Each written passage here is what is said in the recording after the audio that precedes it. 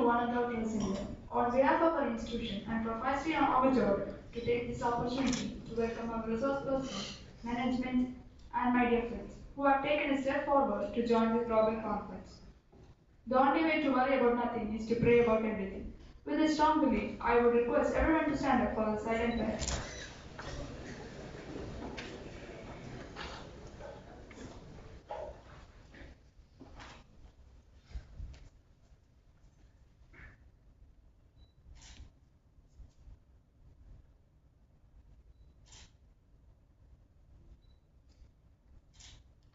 Thank you, everyone. Small cheer and great welcome makes me very pleased. And now I would like to call upon Ms. Shakti Abhyami to welcome the gathering.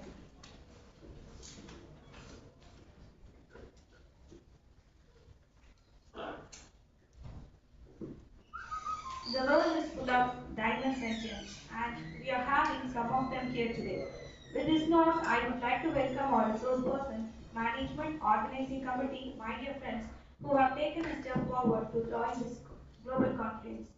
On behalf of our institution, I feel incredibly honored and privileged to welcome our resource person, Dr. V. G. Venkatesh, Professor, Supply Chain Management, EM Normandie Business School, France. Welcome, sir. I extend a warm welcome to our esteemed director, Dr. A.G.V. Narayanan, our beloved faculties, and my dear friends. Welcome you all once again for this global conference. Thank you, Dr. And now I request Ms. Rafitra to deliver the guest introduction.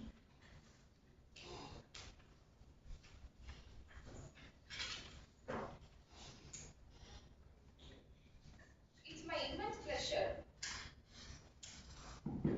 It's my immense pleasure to give a guest introduction to Dr. V. J. Venkatesh, who is a corporate trainer and professor of supply chain management at EM Normandy Business School, France.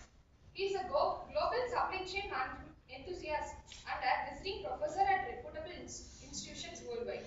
A PhD from Waikato Management School, New Zealand, he brings 23 years of experience in the industry, including stints in Bangladesh, Honduras, Hong Kong, and Sri Lanka, and academic experience in Europe and the Asia Pacific regions.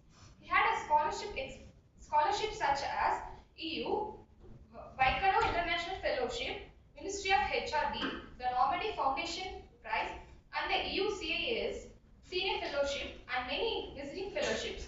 He had awarded the best professor for his impactful contributions during its 150th year celebration of EM Normandy Business School. His name appeared in the list of global level Confluence scholars in the responsible business area by the University of Bath, UK. Also, he was nominated for Impactful Faculty Member Global Award of AACSB. He is the area editor of Operations Management Research Council and editorial board member of the International Journal of Operations and Production Management, the International Journal of Logistics Management, and a few other ABDC listed journals. His research works appeared in ABDC, ABS, and CNRS listed top ranked journals. He is a certified supply chain professional from APICS USA, a qualified trainer and a member of reputable operation societies worldwide, including lifelong charter member with the Institute of Logistics and Transport and International Purchasing Education and Research Association. He is a passionate educator who shares knowledge with industry professionals. He has designed management development program and executive development program for participants from GE, Paris 2024 Olympics, Total Energy, Sofia, Samsung, Arrow, Linfox, Bosch, DHL, FedEx, PNG, Parle Argo, WNS, Tata Group, Mahindra Group, and many more. He delivers master PhD courses and outcome-oriented training program in strategic procurement, supply chain operations, logistics strategy, global trade operations, port operations, warehousing and distribution, supply chain design and modeling, integrating practice into research. Thank you. Thank you, Now I request Dr. V. G. Venkatesh to take over the session.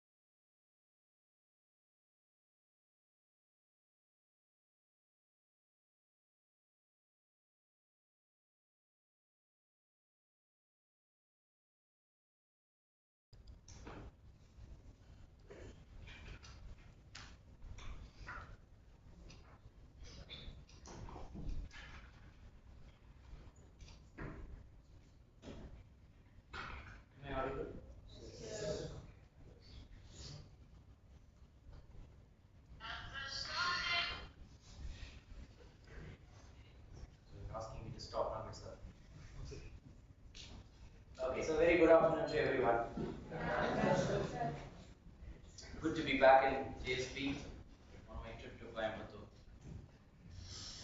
Normally, I interact with the seniors, so it's on a specific topic. So today I have taken my passionate topic on sourcing and its strengths. Okay. I am more of like a global sourcing guy. So they have introduced me with my profile. This is a subject which I used to teach in almost all 6 continents. So like I'm so passionate about this subject. Okay. So I'm going to introduce, irrespective of your background. First of all, come out of your domain. Like I'm from marketing domain, I'm from sales domain, or I'm from finance domain. Come out of that. Think like you are a generic or like a management or normal MBA graduate or like a general manager level. And how do you use this particular sourcing knowledge into day-to-day operations? Okay. Um, First of all, I would like to set the background. Okay, you might have heard the terminology called procurement. You might have heard the terminology called sourcing. You might have heard the terminology called purchasing as well, right? Are they same?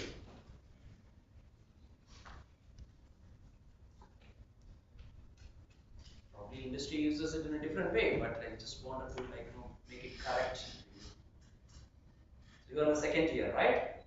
When you move out of the industry, when you move out of the campus, the industry or the multinational companies, they may look out for right definitions, okay, right understanding on this. Okay, so anyone would like to take it up, based on your understanding.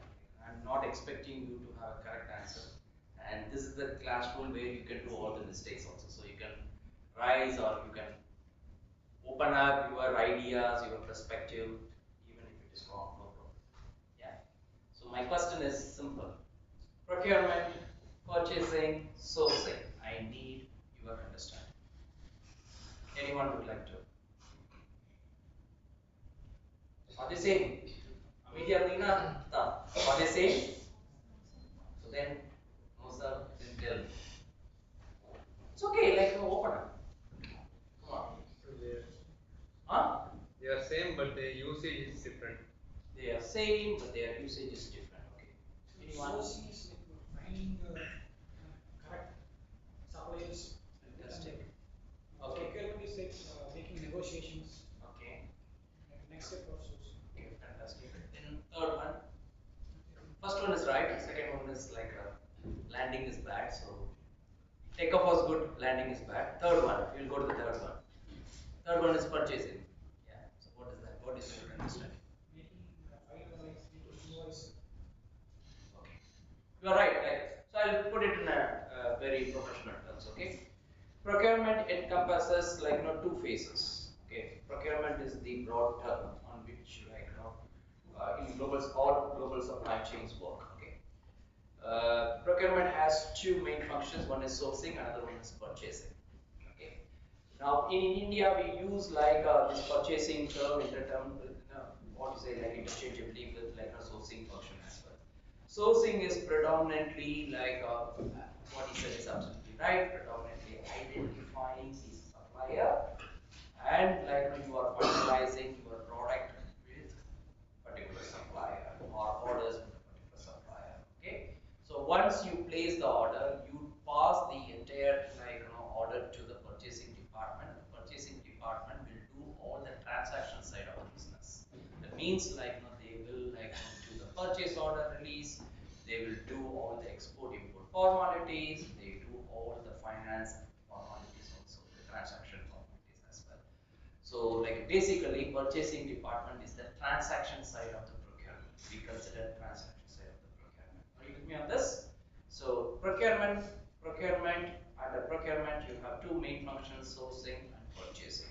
But in India, what happens is purchasing department does the sourcing also, sourcing department does the purchasing also. But multinational companies, these two functions are completely different. Okay, because sourcing needs a different skill sets, purchasing needs a different skill set. Okay, sourcing needs a lot of product understanding, and purchasing needs a lot of commercial understanding. Are you with me on this? Commercial understanding means a financial number games like data analytics and all this will come into the purchasing activities. Are you with me?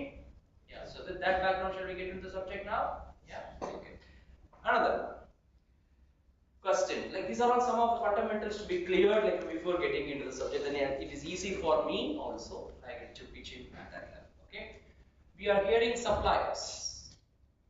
We are hearing vendors. The words. Vendors. We have heard it, right? We keep hearing the words vendors, right?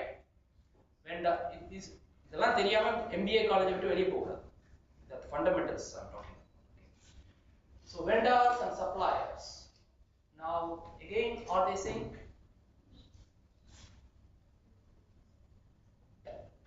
Anyone would like to pick it up? Even if it is wrong, boldly tell, right? Try it out. That is what MBA graduate or confidence. So இதுவா இருக்கலாமா அப்படி சொல்லிட்டு you have to propose it. I want somebody from this side.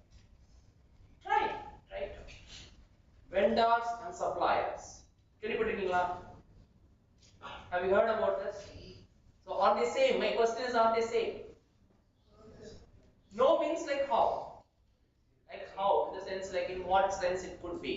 I cannot expect you to have a right answer, but still attempt it. Try it. So vendor is B2C.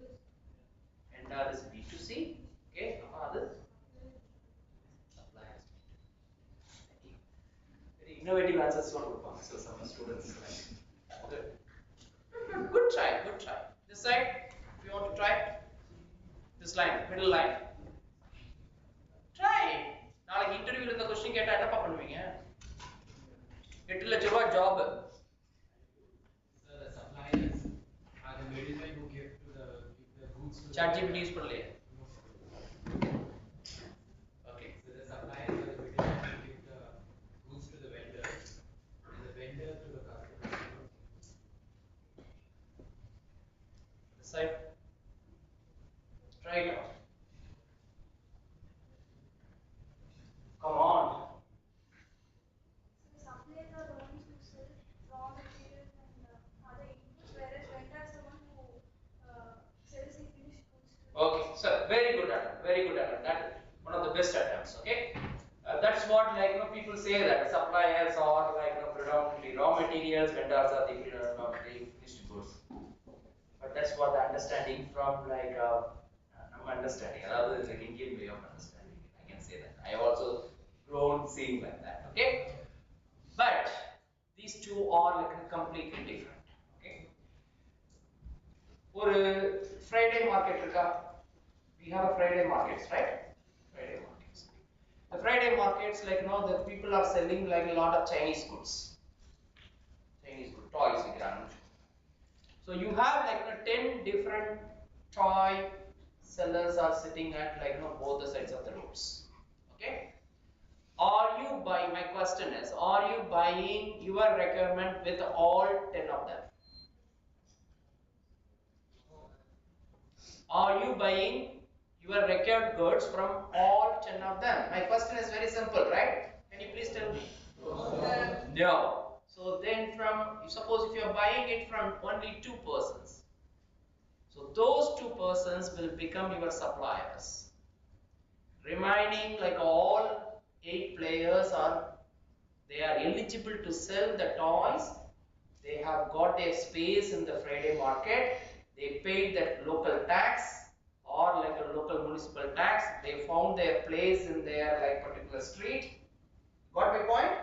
So they are all approved vendors, eligible to sit, but only 2 of them are selling the goods to you.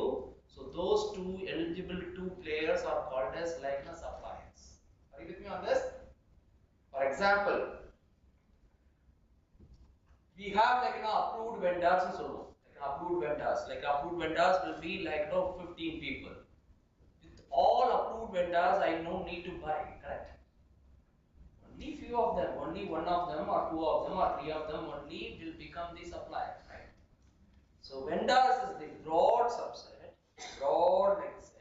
inside you have what do you say? You You have suppliers as your subset. Okay. Ignore simple definition சொல்லணும்னா you are all like eligible to sit in like MBA class. Okay, don't take it me wrong. If somebody gets dropped out from the course or somebody is getting good placements and all, they are order winners, right? That means they are like the better placed people, correct? So all of you are eligible to sit in MBA class. Doesn't mean that like you will get the degree also, right? So like only 40 people are eligible to get the degree means then you are all like become the suppliers. Okay, so we connect the terms. Please listen carefully. I am introducing some of the basic terms so that you will be able to like clear your fundamentals. Okay, order qualifiers and order winners is சொல்லுவோம். In the industry, what we happen is like whenever we want to find out the new suppliers or new vendors, what happens is like we do a lot of procedures. I'm going to discuss about that. What are the different procedures we do it? Like we are going to talk about that. But we do all the procedures, and finally we approve them as our vendors. Okay. Then like if like all of you, say example like 170 people are here. 70 people are in the approved vendor list. I don't place orders to all 70 people, correct? I will send the quotation, I will send my requirement to all 70. Then I will analyze your offerings in terms of my preference, either low cost or service or past experience kind of thing. Based on that only, I decide to which vendor I should choose for my next cycle of operations. Are you with me on this? So, like I have chosen 5 people to be my suppliers in this season. So these 5 people will become the suppliers to me in this particular season. So this particular understanding you should be having. Okay, clear? Are you with me on this? Okay. So similarly, third one, எப்பயுமே இந்த மூணு set பண்ணிட்டு மூணு question set பண்ணிட்டு தான் இந்த செஷனே ஆரம்பிக்கும். Purchasing like we often hear this term called consignment. Have you ever heard about this term called consignment? Consignment கேள்விப்பட்டிருக்கீங்களா இல்லையா? அதோட மீனிங் என்ன சொல்லுங்க? Try to understand, try to understand the meaning. These are all very important terminologies before we get into the next level. That's why. Consignment அப்படின்னா என்ன? Order consignment திருப்பூர்ல எத்தனை வருமா? திருப்பூர்ல இருக்கு யாருமே இல்லையா? கன்சைன்மென்ட் சொல்லுவோம் இல்லையா? நம்ம நிறைய சொல்லுவாங்க இல்லையா? கன்சைன்மென்ட் ஃபண்டமெண்டல் ஆர்டர் கேள்விப்பட்டிருக்கீங்களா?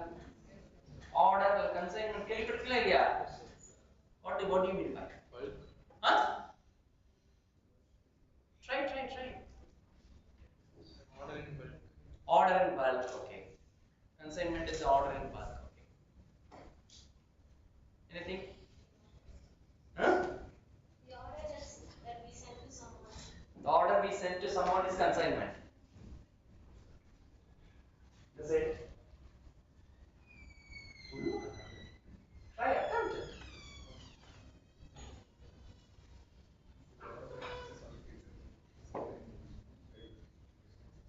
Please speak louder.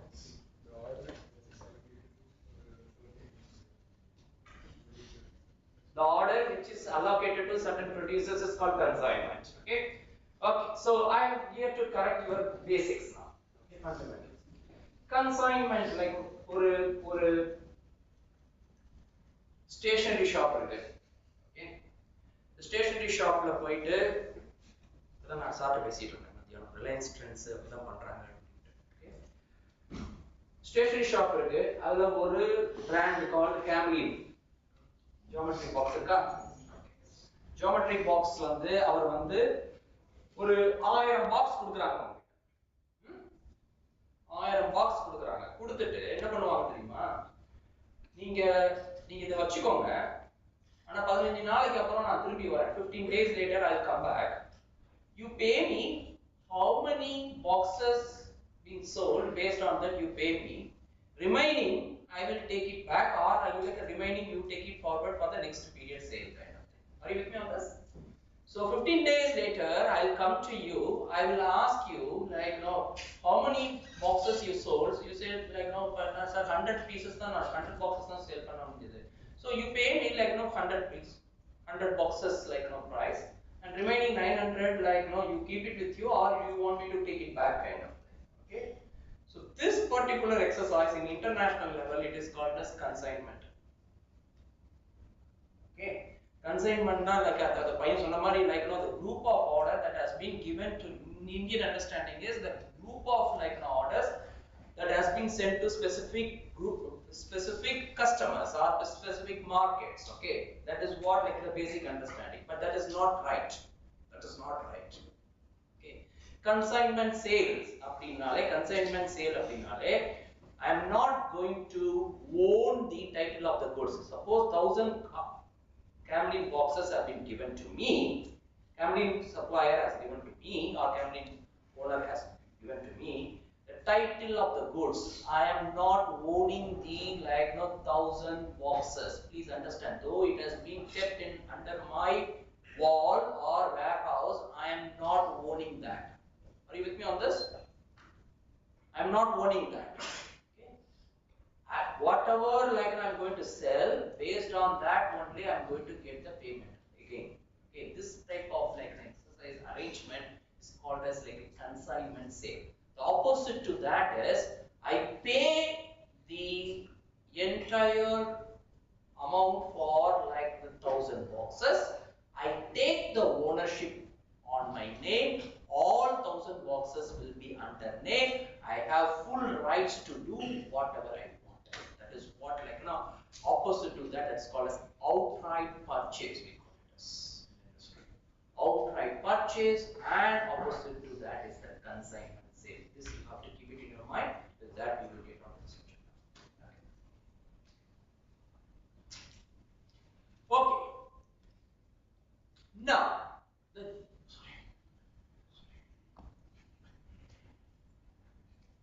okay, the job of any sourcing guy, professionally sourcing department or supply chain department, predominantly sourcing guy is, or a procurement. I call it as procurement guy. Okay, procurement guy is he would say no to do not say no to anything.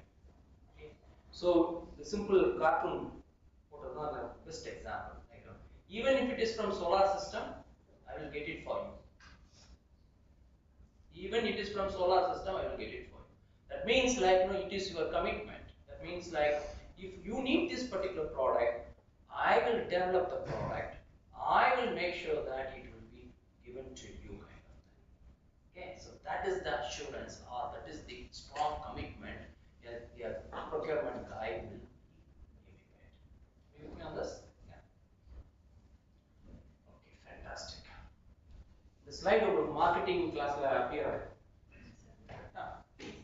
Let's do it in a different way. Let's interpret it in a different way.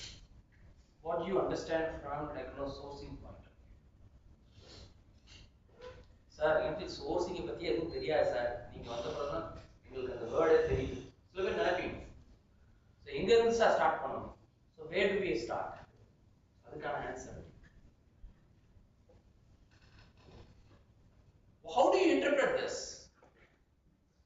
உங்களோட own interpretation சொல்லுங்கமா, எதுனாலும் பரவாயில்லை. Anything, own interpretation, but it should be aligned towards likely to. I would be very happy to hear something aligned to supply chain and source, or otherwise also fine. Marketing also do. சொல்லுங்க பாப்போம், interpret பண்ணுங்க. Come on, try.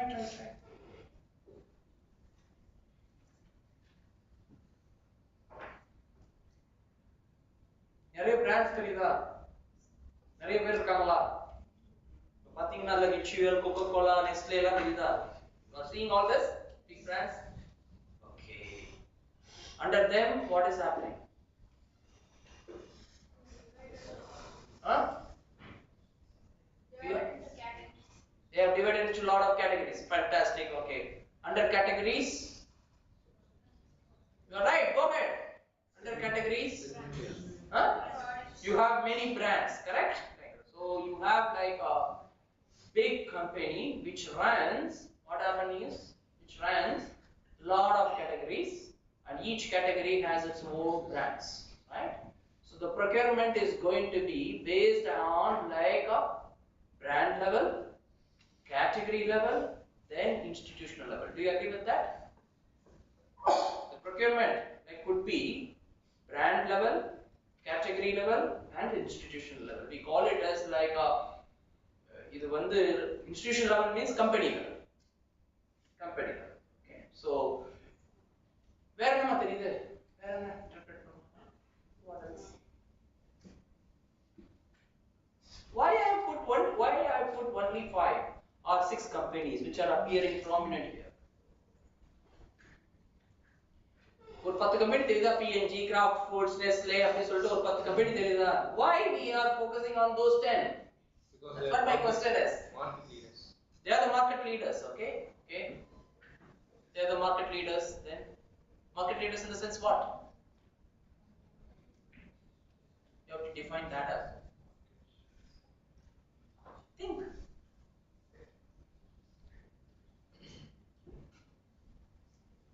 Market leaders for what? They are the FMCG area domain. Fantastic. That's a very good observation. Okay. They are the leaders in FMCG domain. Fantastic. All over the world. Good. Good. Going on. Like good. Keep going. Keep going. Keep going. Now you are the form. You are the form. Keep going. Think. All over the world. They are the leaders. One more strong statement I'm expecting. Popular, okay, accepted by the customers, fantastic. Leaders means accepted by customers, right? Try.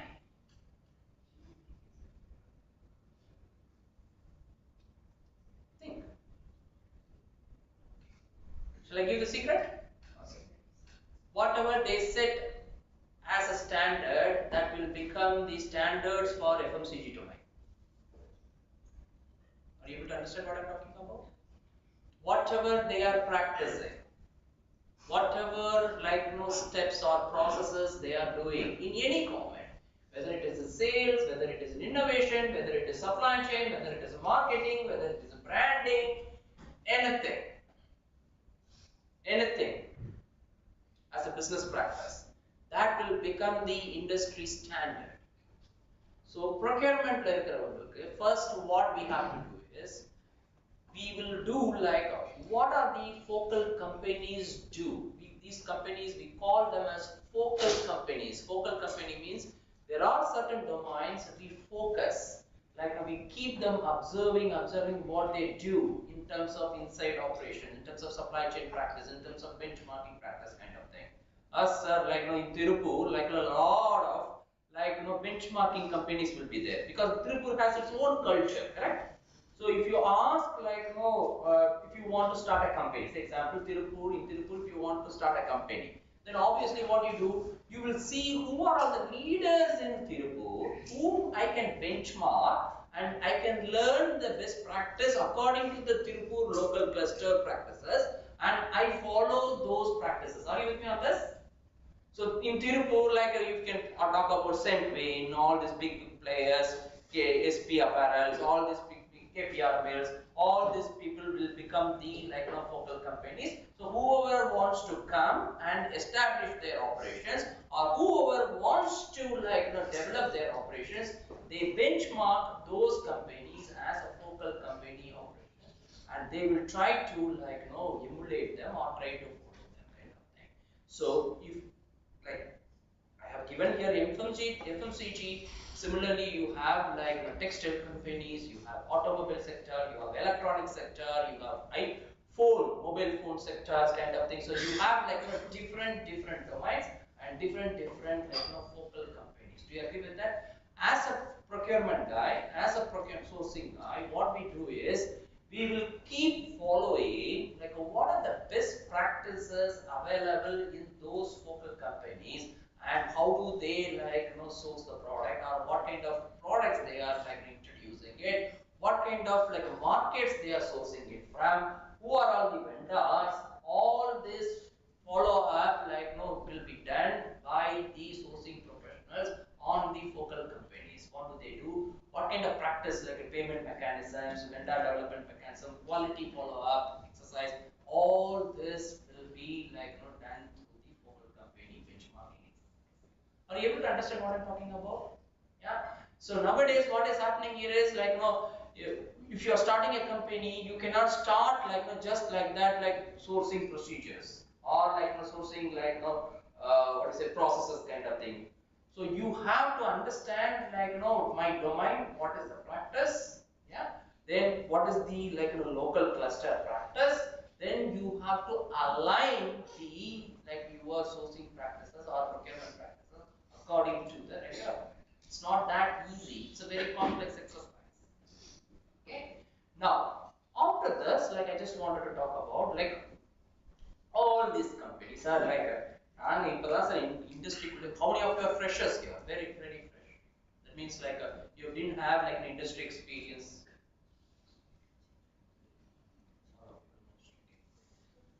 Okay, sir நீங்க என்னமோ சொல்லிட்டு போறீங்க. Okay, எங்களுக்கு நான் fresher. When I enter into the industry, if I want to know about, I am coming from a sales domain or I am coming from finance domain. Now I want to understand how my company is doing the operations or a sourcing function or procurement function, or how do they do the supply chain, how do they manage the supply chain, where am I supposed to learn, what am I supposed to learn and where am I supposed to learn. Okay, how should I start the process. கண்ணில் கட்டி காத்துல விட்ட மாதிரி இருக்கும் corporate life. I'm telling you, people will not help you. I'm giving you a wrong picture also. Okay, people will initially 2 days, that will be a very good period, not understanding period, honeymoon period. Okay, that's only honeymoon period. After that your true ragging starts there. Okay, people say that don't come to me next time. If you find something you go and read, go and interact, அப்படின்னு சொல்லிட்டு போயிடுவாங்க. Because they don't have time to mentor you, sit and talk to you kind of thing. So அந்த இடத்துல how do you start yourself? How do you self initiate so that you have to learn something and contribute to the companies like Mars, Mondelez or Unilever kind of thing. How do you do that?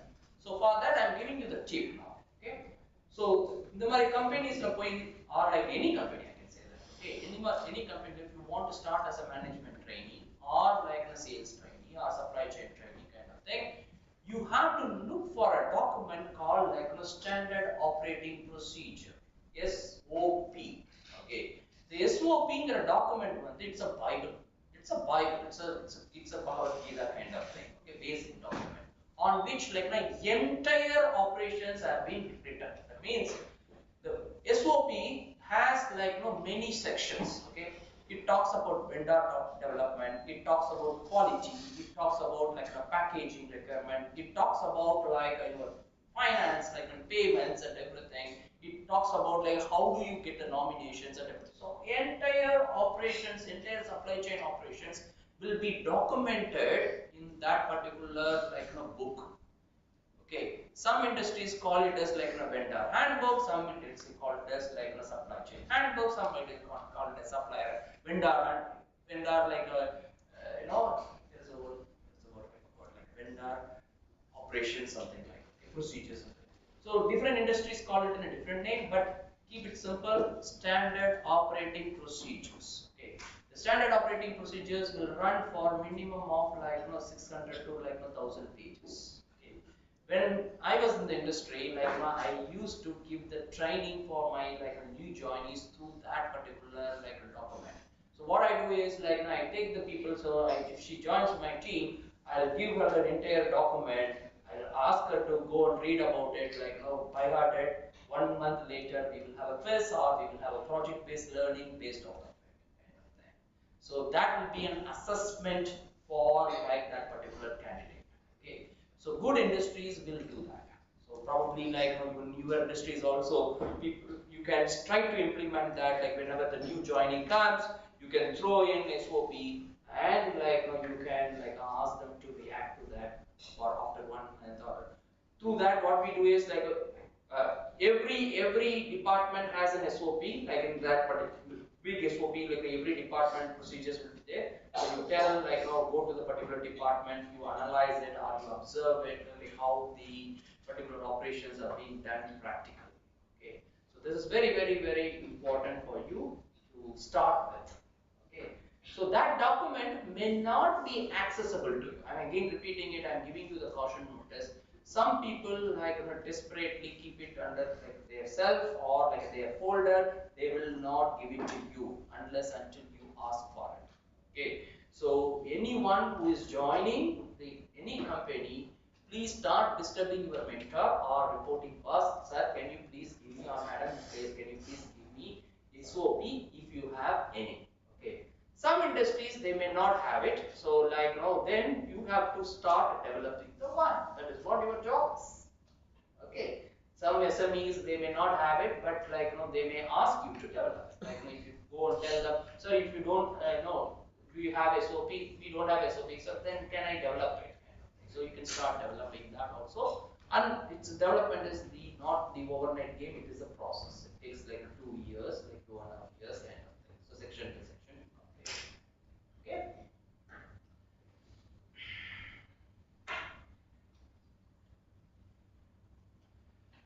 Are you able to see this figures from there? Yeah. Fantastic one. Okay. This is what sourcing can do the difference. Or procurement can do the difference. Okay. If you see that like a material cost and labor cost and everything, like a turnover like 100, like that, like I have given the breakup also. Okay. But I'm changing I'm trying to reduce the material cost. You see here, the last column you can see that like the material cost has been like reduced to 47.5. Yeah, are you seeing it? And by doing so, like I'm getting it the profit margin of like 7.5, right? If I'm right, right? So what is happening there is like I'm increasing the profit by almost 50%. Okay. In the industry, I'm telling you, like this is another secret I'm giving you, a small secret. Because people may be knowing it. Never ever express any number in absolute terms. Are you with me on this? Absolute terms like express a panna kuda. Always in percentage. Now if you see here, 50 percentage அப்படின்னு சொல்லும் போதே அவங்க நினைப்பாங்க 50% profit increase ஆகும். So if you see that like 7.5 na அது ஒரு மாதிரி இல்லையா? Okay. So always express it in terms of like percentage. Okay. Now here it comes like I will come back to this. Now if you see the 50% profit margin, it is exclusively due to the reduction of the material cost.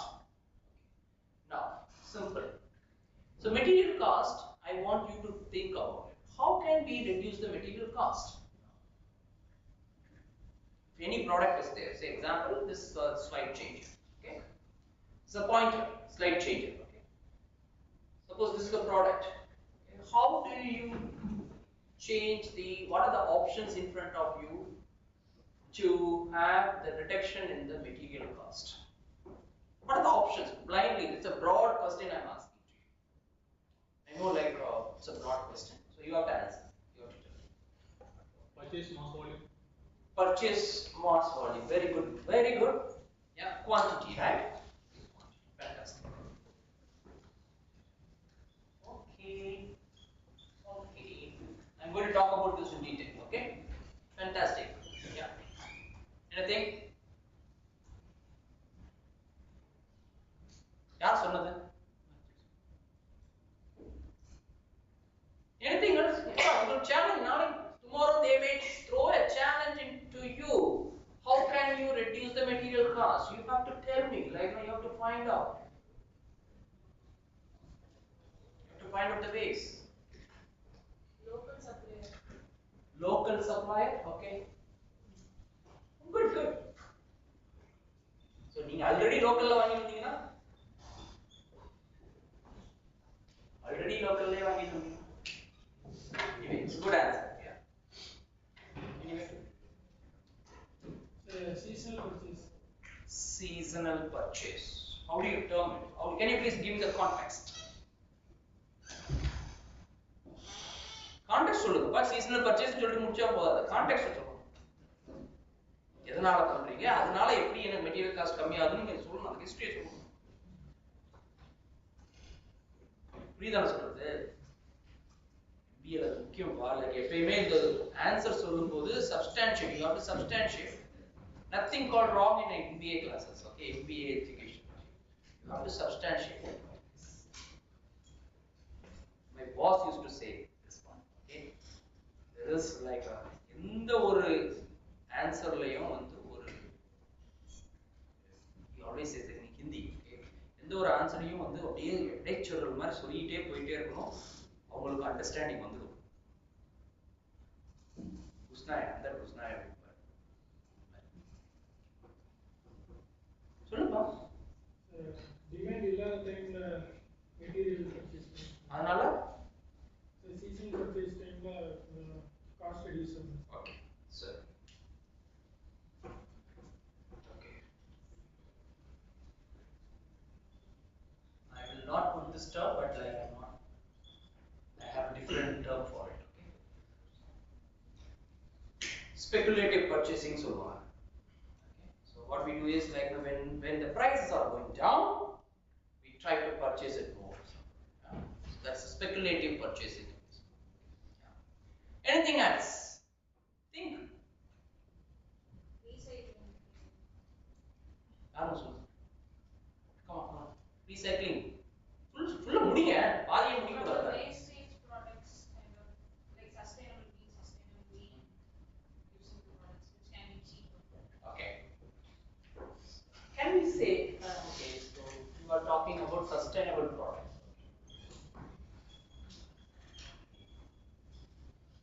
I will put it in a broader context. Okay. So if you are using, for example, if you are using like some higher grade plastic, HDPE ன்னு சொல்லிட்டு ஒரு plastic use பண்றீங்கன்னு வெச்சுக்கோங்க. Can we reduce to LDPE? Can we reduce the like the lower grade material so that like I don't want to like change the functionality of the product, and it remains, the quality remains almost the same. Are you with me on this? பண்ணலாமா பண்ணக்கூடாதா? Okay, frankly speaking, sir can like give me the idea. இப்போ வர ஷர்ட்லாம் பாத்தீங்கன்னு வெச்சுக்கோங்க, ரொம்ப simple, very டிரான்ஸ்பரண்டா கரெக்ட்டா, very டிரான்ஸ்பரண்டா இருக்கு. நான் போட்டுற ஷர்ட் மாதிரிலாம் திக்காலாம் கிடையாது. ஓகே, வேற ஒரு பிராண்ட் திக்கா இருக்கு. Why it is so? Any idea? Reduce the material. The warp weft count actually basically the density of the fabric வந்து ப்ளே பண்றாங்க. அந்த இடத்துல ப்ளே பண்ணி என்ன பண்ணுவாங்கன்னா அந்த ஃபேப்ரிக்கோட குவாலிட்டியை வந்து சப்ஸ்டிடியூட் பண்றாங்க, வேற ப்ராடக்ட்டா சப்ஸ்டிடியூட் பண்ணி. அதனால உங்களுக்கு வந்து அந்த மெட்டீரியலோட குவாலிட்டியை வந்து டவுன்கிரேட் பண்றதுனால அவங்க காஸ்ட் சேவ் பண்றாங்க.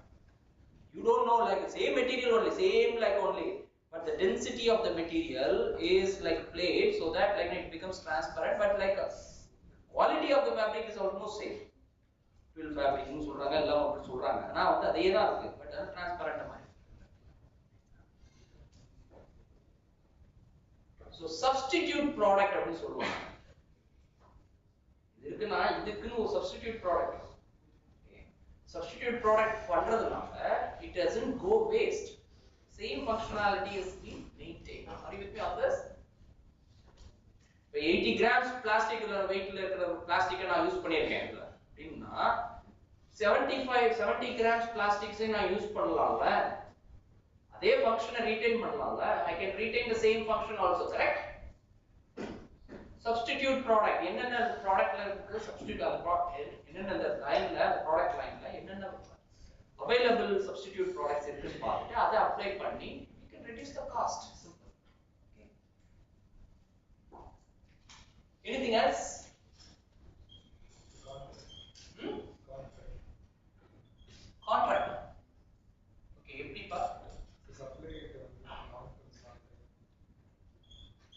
I'm putting it here. Okay, I'm going to talk about this later. Yeah. You're right. Then So making negotiation with the suppliers for ordering bulk goods. first point. You're right. First point. Sir, importing from China. Importing from China. இப்போ யார் சொன்னது? Importing from China is becoming expensive nowadays. Ask sir. Understand? It's becoming because of the government rules and regulations, anti-dumping and everything. It is becoming expensive nowadays. Okay, especially electronic goods, API, the pharma goods, active pharma ingredients, it's becoming expensive. Okay, but depends on the country. That's why I put it like I will put it as an alternate supplier. Local suppliers support alternate suppliers. Anything else? Smarter think பண்ணுப்பா. இப்ப first point என்னதுப்பா? First point என்னது? Purchasing bulk தான் எழுதியிருக்கேன் இல்லையா? Quantity and long term contract. Somebody, my friend told me long term contract as well, right? Tell me, think. Sir. Yes. What if the company manufactures In-house. In-house and outsourcing, all this like cost benefit analysis. Operations are put. It is not going to yield always increase in the profit.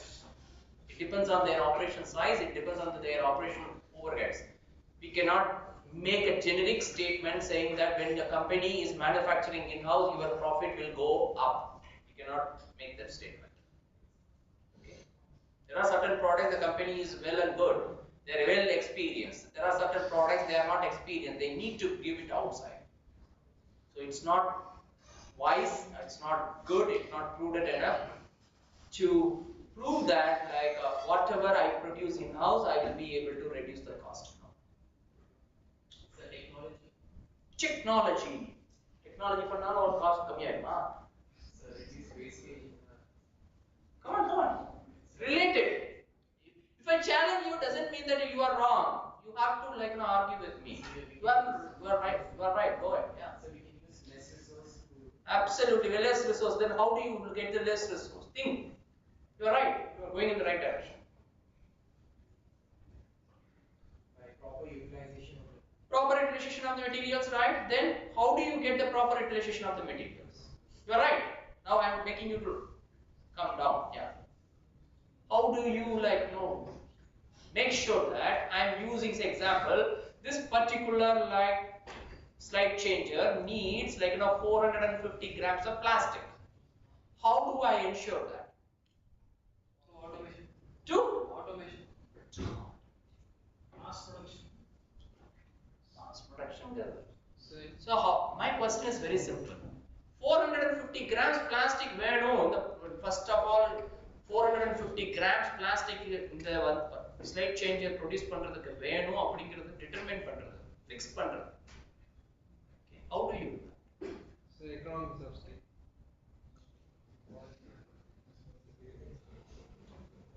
You are going in the right direction. Think. Further percolate down. Designing, absolutely. Change in the design.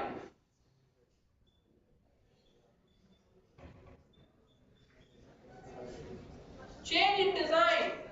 So 450 grams பண்ணிட்டு இருந்தோம். I want to reduce the material cost. For example, this has a big USB, right? The USB இருக்கா? இவ்வளவு பெருசு இருக்கு, 4 inches இருக்கு. Can I have it 2 inches? So that I can reduce at least 40 to 50 grams of plastic. Are you with me on this? Possible, right? Possible or not? So for that you need to really understand that design features of that particular product. So I told your juniors also, if If you want to really excel in marketing and sales, you really need to understand the product well. Okay, please, you have to keep that in your mind. Okay. Now, how do you find the material cost, alternate material? How do you reduce the material cost? There is a change in the design. The change in the design should be the first one.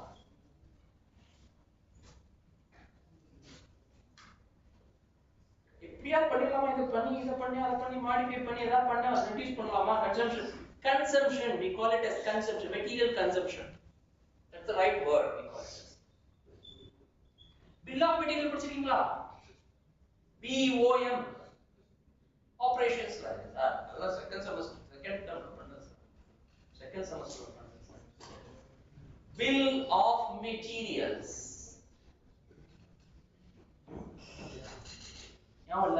ஞாபகம் இல்லையா?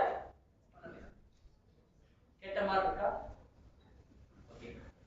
Okay, I will tell you what is that.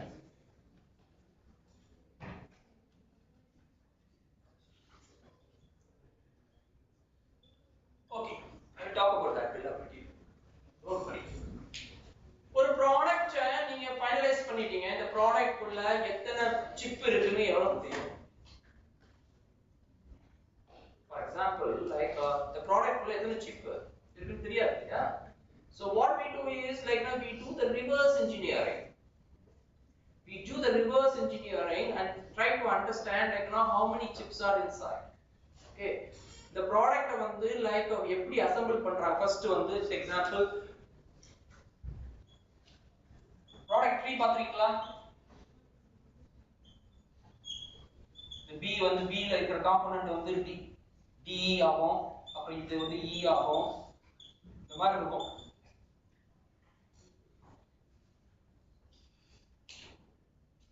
சேர் இருக்கு, இந்த சேர் பக்கத்துல இருக்க சேர், இந்த சேருக்கு bill of material போடணும்னா என்னென்ன component பிரிப்பீங்க?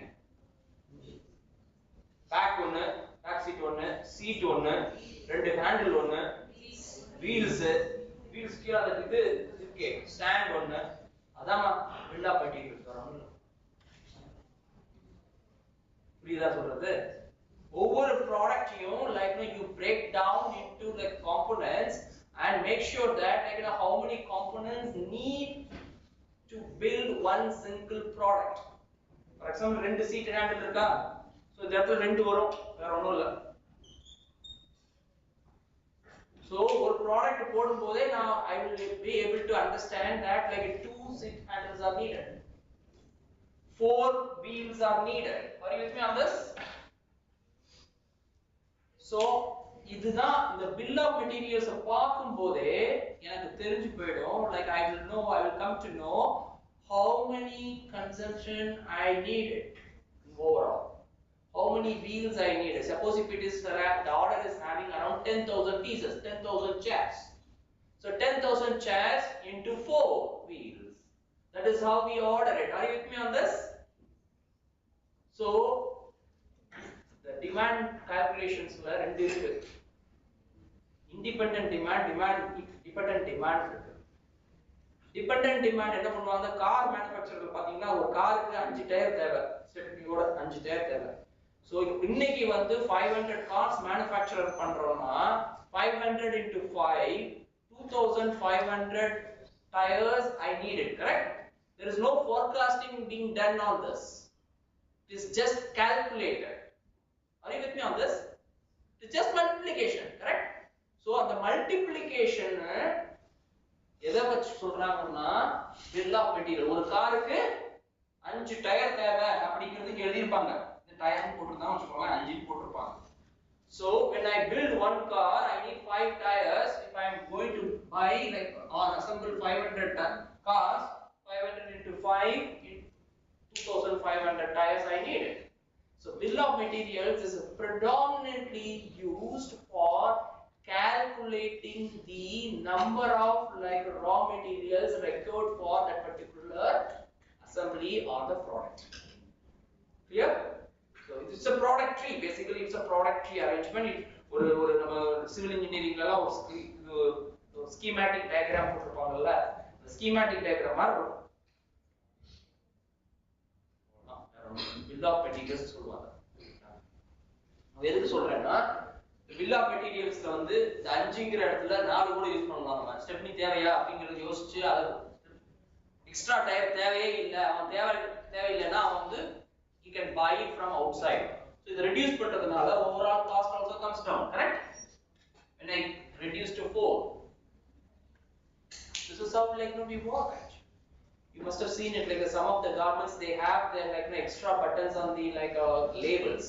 You must have seen it. Simple example தான் நான் கொடுக்குறேன் உங்களுக்கு. So if I like don't put that, my button consumption per garment will come down, the overall cost per garment will come down. So that is how we have to think. Okay, hotel, fantastic example. Another example I can give you. Hotel, if you are going for a star hotel like a 3-star hotel போகல பாக்கோ அல்லது மெரிடினோ இந்த மாதிரி ஒரு hotel போனீங்கன்னா உள்ள check in பண்ணீங்களாலே உங்களுக்கு வந்து உள்ள டென்டல் கிட், அந்த கிட், இந்த கிட் அப்படி கொடுத்துருவாங்க. கரெக்ட்டா? கொடுப்பானா இல்லையா? தங்கிருக்கீங்களா ஹோட்டல்ல? கேது ஓயர் ரூம்ல எல்லாம் தங்கிருக்கீங்களா? கொடுத்துருக்காங்களா? கொடுத்துருக்கும் போது யோசிப்பாங்க, how should I reduce the operational cost அப்படிங்கும்போது நான் கிட்டே கொடுக்க வேணாயா, கிட்டே கொடுக்க வேணாம், ஸ்டாப் பண்ணு, காஸ்ட் கம்மி பண்ணலாமா? So that is how like people do the cost savings actually. Your job is to procurement guys job or the any supply chain job, supply chain executives primary responsibility is to bring the cost savings into the product ultimately. Like this you have to show the increase. என்னோட கதையெல்லாம் கேட்டீங்கன்னா ரொம்ப முந்து போயிடுவீங்க. Okay, there were occasions like I was forced to reduce number of suppliers. I had around 150 suppliers in my portfolio, 150 vendors. Okay, and out of 150 vendors I had around 60 of them are active suppliers. My top management has asked me managing 60 suppliers is a difficult task. Because now remember handle பண்ணனும் 60 people from different regions. I need to travel, I need to follow up, there is a cost involved in it. Do you agree with that? Everything comes ஒரு representative அனுப்புறோம்னா அவனுக்கு flight ticket, அவருக்கு நான் hotel expense, அவருக்கான allowances எல்லாத்தையும் கொடுக்கணும். 60 people I have to manage. Think about it. 60 places. So my management, top management has asked me once, I remember it, they don't want to see 60 people, 60 suppliers. They want to reduce to 50%, that is 30 suppliers. I don't know what magic you do. Hindi ஒரு word சொல்லுவாங்க, jugaad. கேள்விப்பட்டிருக்கீங்களா? jugaad அப்படிங்கிற ஒரு word ஹிந்தில magic அப்படி. Okay, அது என்ன குட்டிக்காரணம் போட்டாவது நீ அது 30 கொண்டு வரணும். என் பாஸ் என்ன பண்ண முடியும்? How do I do it? 30 from 60 to 30, how do you bring it? So that is, and the result they were expecting is in 1 year. It is not difficult. It is not that easy. It is so difficult for me because I am running the business. I need to manage supply also. 60 பேருக்கு சப்ளையும் நான் பார்க்கணும். புரியாத சொல்றது 60 பேர். Say example, if I am sourcing around 20,000 in quantity from all 60 suppliers, I need to ensure that these 30 people are giving me same quantity of supply, 20,000. அவங்க கிட்ட capacity கிடையாது. I have to develop that. I have to invest. So this is what your job is. It is going to be very, very tough. Okay. Come back to this, the first one, the quantity and the long-term contract. So we call this as, technically we call this as a blanket order. The international term, we call this as blanket order.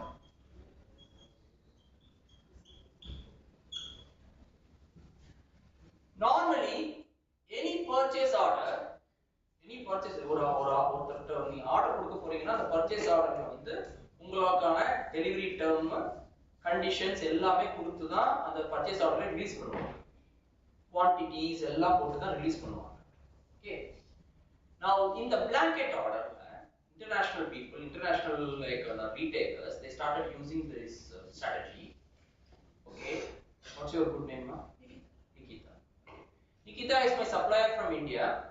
So I know I'm going to place around 100,000 pieces, 1 lakh pieces to Nikita. Okay, I gave the order to Nikita, 1 lakh pieces. 1 lakh pieces உங்களுக்கு கொடுத்தாச்சுனா நீங்க enjoy பண்ணுங்க.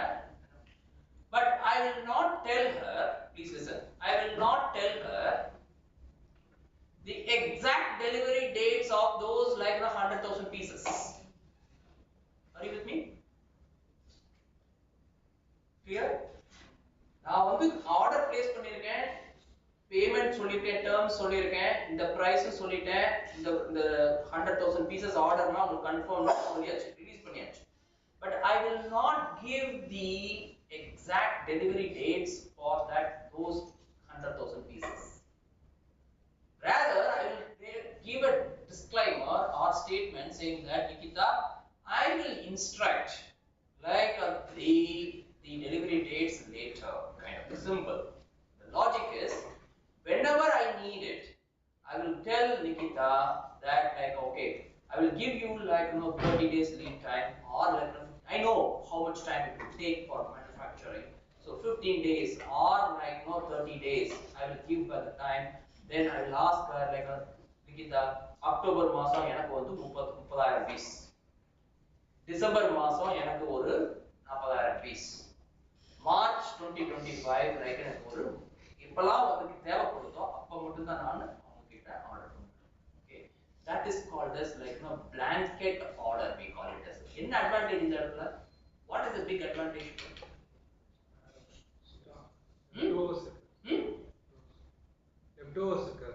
Leftovers irukadu. Okay, anything? What is Nikita's advantage? Our first quantity 30,000 pizza, second quantity 40,000 pizza, third quantity 30,000 pizza. Okay, அது நான் முதல்ல சொல்லல, முதல்ல கொடுக்கும்போது 100,000 pieces தான் மொத்தமா கொடுத்துட்டேன். So what she does it, she will order all her raw materials from her raw material suppliers in bulk quantity. Are you with me on this?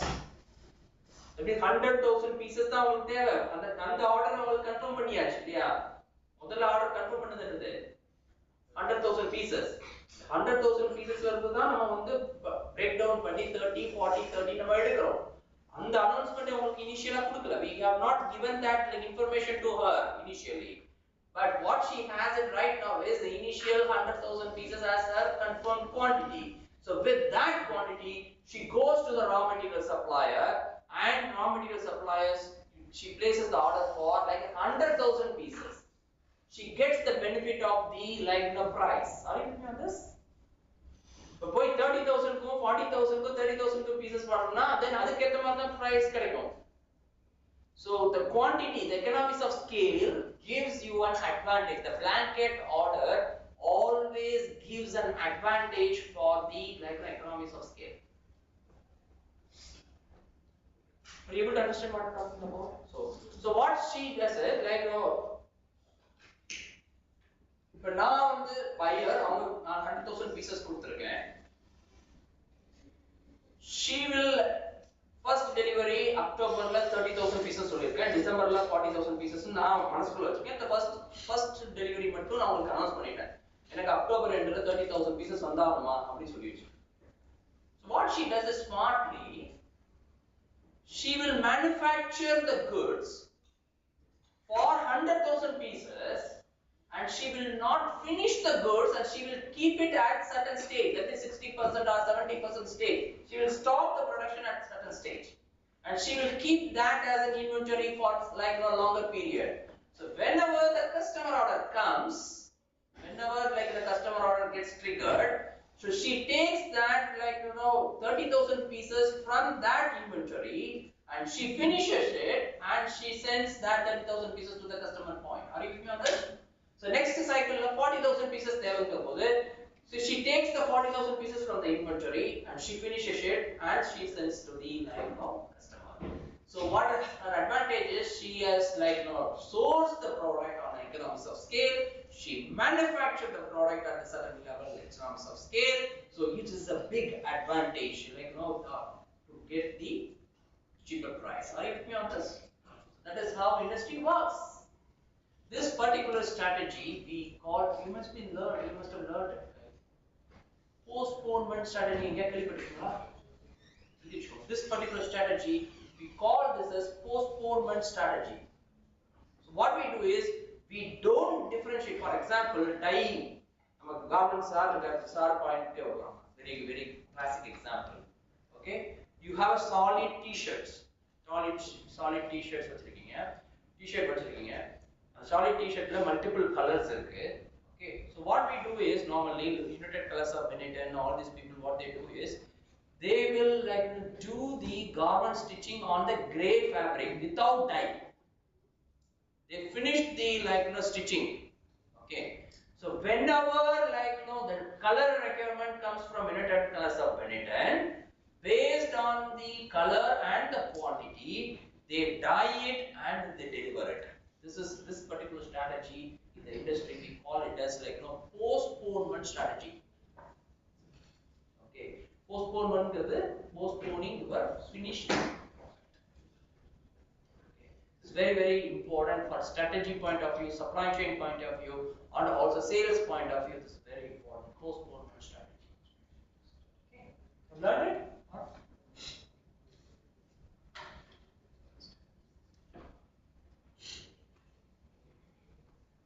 Anyone wants to give me a summary of a blanket order?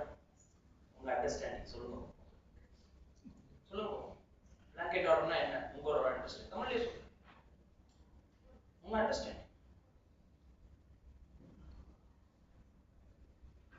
Anyone? Can you please summarize your learning? Blanket order is a very important one. ஒரு cumulative order கொடுக்கிறோம், தேவையான quantity நம்ம withdraw பண்றோம். Okay, till that time the people will manufacture the goods, and when the order comes they finish the product, they customize the product and they deliver it. Okay. IKEA is the classic example. IKEA. Okay, TVS 50 scooty pep வாங்கிருக்கீங்களா? Pep வாங்கிருக்கும் போது do you know Pep has around 99 colors, but what this showroom is showing is only 3 or 4 colors. Okay, so what do? When you go and order for pink color polka dotted and the panel ஓட வேணும் அப்படினு கேட்டா உடனே அவங்க manufacture பண்ணி மெட்ராஸ்ல இருந்தா கொடுப்பாங்க? They don't do it. They have the ready made panels, so they just do the paint, give it to the paint shop and they do the painting and they will give it to you within 7 days. That's called as postponement strategy. The factory has given it to the basic panel. The basic panel will be painted according to the customer requirement and it will get delivered to you within 7 days. So that your lead time can be minimized. Your order time can be minimized. That's the best example I can give. Okay.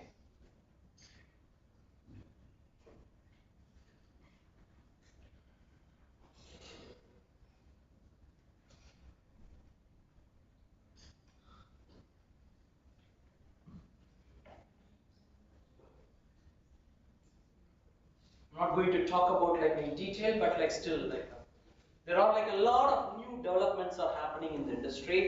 Okay,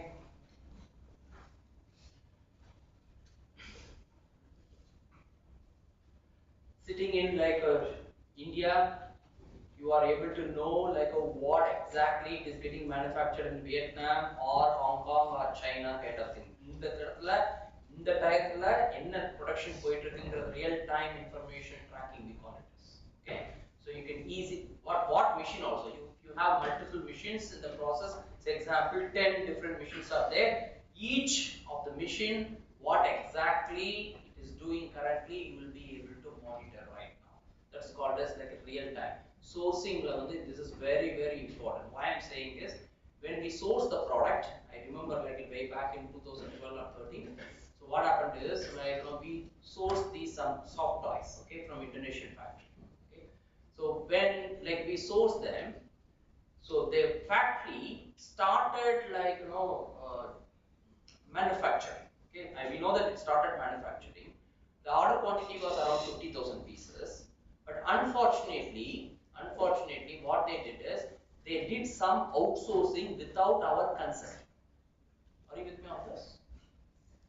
They did the outsourcing without our consent. Normally this kind of products they need to take the approval from the buyer for the outsourcing. They need to write to me saying that I am planning to do the outsourcing of this quantity in this factory kind of thing. That particular factory has to be approved by us. Okay.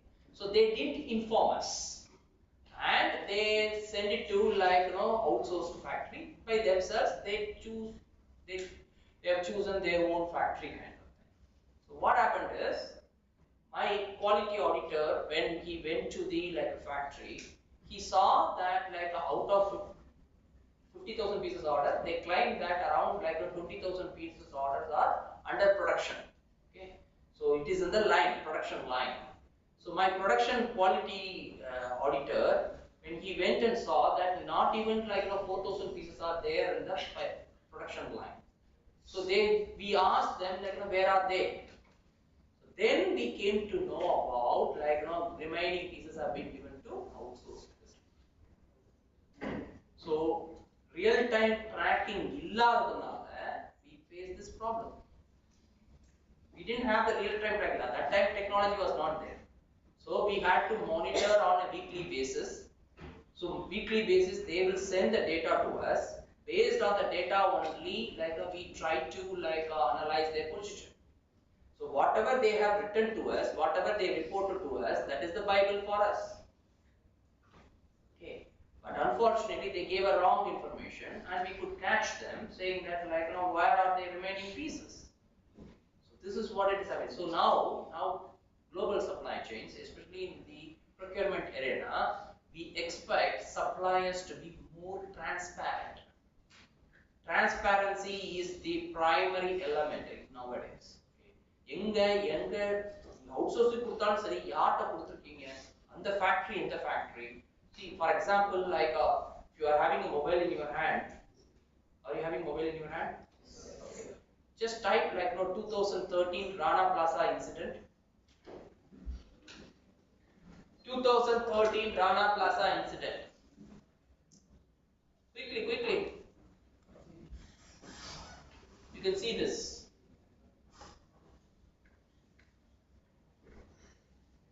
Are you seeing this? Rana Plaza incident? என்ன நடந்திருக்குன்னு டக்குன்னு பாருங்க, படிங்க, படிச்சு சொல்லுங்க.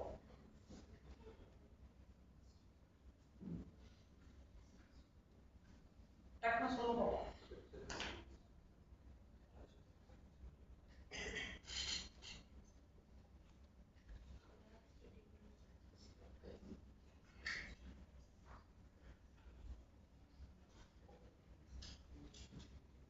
படிங்கம்மா, please. It's a commercial building collapse due to Commercial building failure. structural. Fantastic. Now நம்ம எல்லாம் என்ன நினைப்போம், பில்டிங் ஸ்ட்ராங்கா இல்ல, அதாவது வீக் ஆயிடுச்சு, அதனால விழுந்துருச்சு. ரைட்டா? சோர்சிங் காய் நம்ம என்ன நினைச்சிட்டு, சப்போஸ் அந்த ஃபேக்டரியில ஆர்டர் கொடுத்துருக்கோம், என்ன நினைச்சிட்டு இருக்கோம், பில்டிங் ஸ்ட்ராங்கா இல்ல, அதனால வீக் ஆயிடுச்சு. What is the main root cause of this problem? Any idea? Huh? It was built in unapproved area.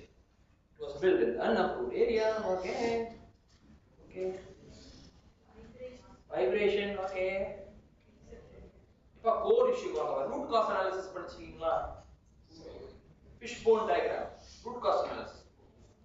இந்த பிரச்சனைக்கு மூலாதாரம் எது, அத பாருங்க. நீங்க எல்லாம் சொல்றது எல்லாமே முன்னாடியே நிக்குது. எனக்கு மூலாதாரம் பில்டிங் விட்டு வெளியே வாங்க. குவாலிட்டி ஆஃப் யார் அது சொல்லுங்கம்மா. Quality of raw material, how it caused the building collapse. சொல்லுங்க.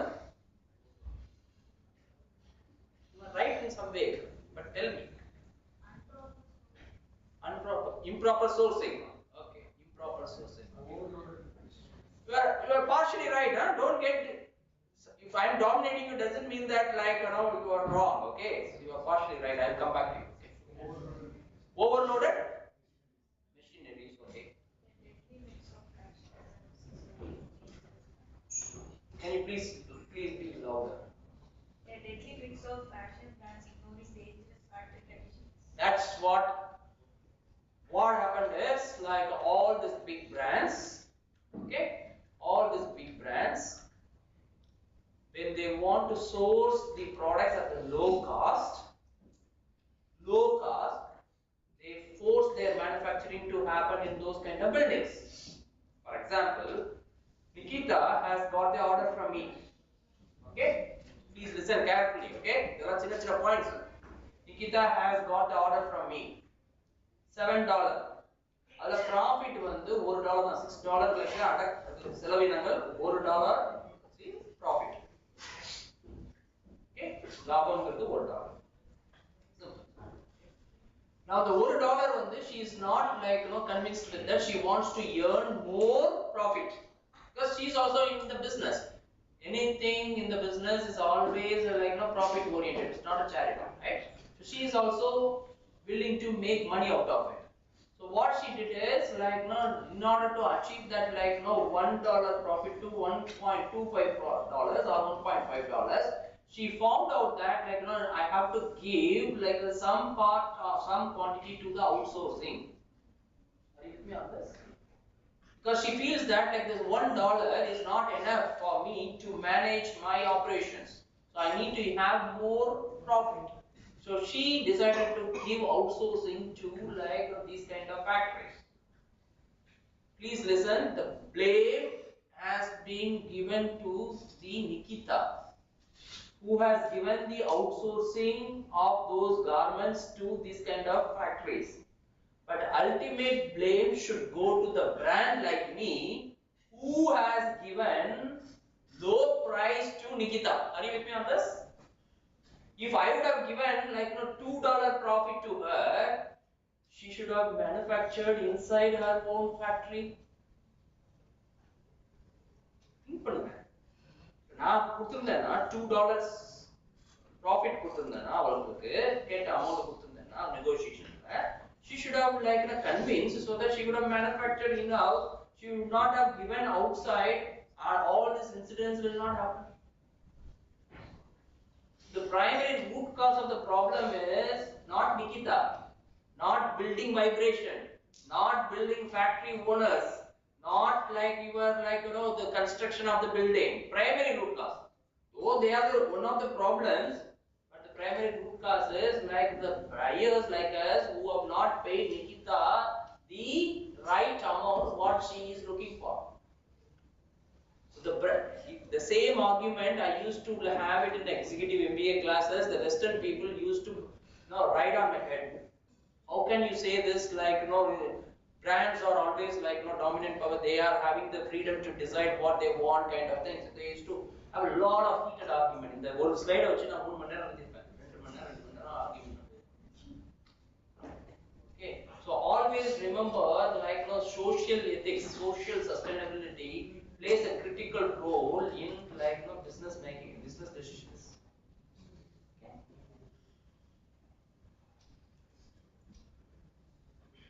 Okay, so let's get on to this subject.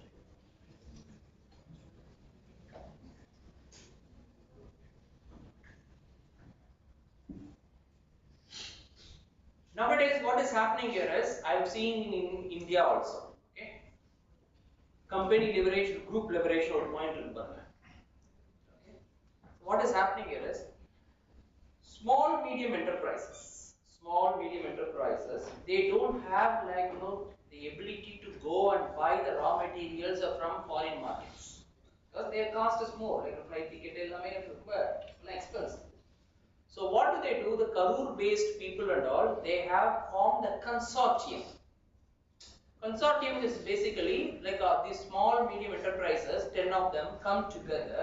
They do a group purchasing, and after group simple நீங்க ஒரு சேலை வாங்க போறீங்க, மொத்தமா சேர்ந்து ஒரு 10 பேர் சேர்ந்து போயிட்டு எல்லாம் மொத்தமா வாங்கிட்டு திருப்பி வீட்டுக்கு வந்து பிரிச்சு கொடுப்பீங்களா, பிரிச்சு பிரிக்கிறீங்களா, அதேதான் அந்த கான்செப்ட் தான் அங்கேயும். So you go like buy from the foreign market with one guy, and he buys all the things, and you put money, contributions and everything. After bringing the materials here, you get distributed to like respective people. That is also there. That is what we call it as group leverage. Thereby, people will be able to get like price advantage.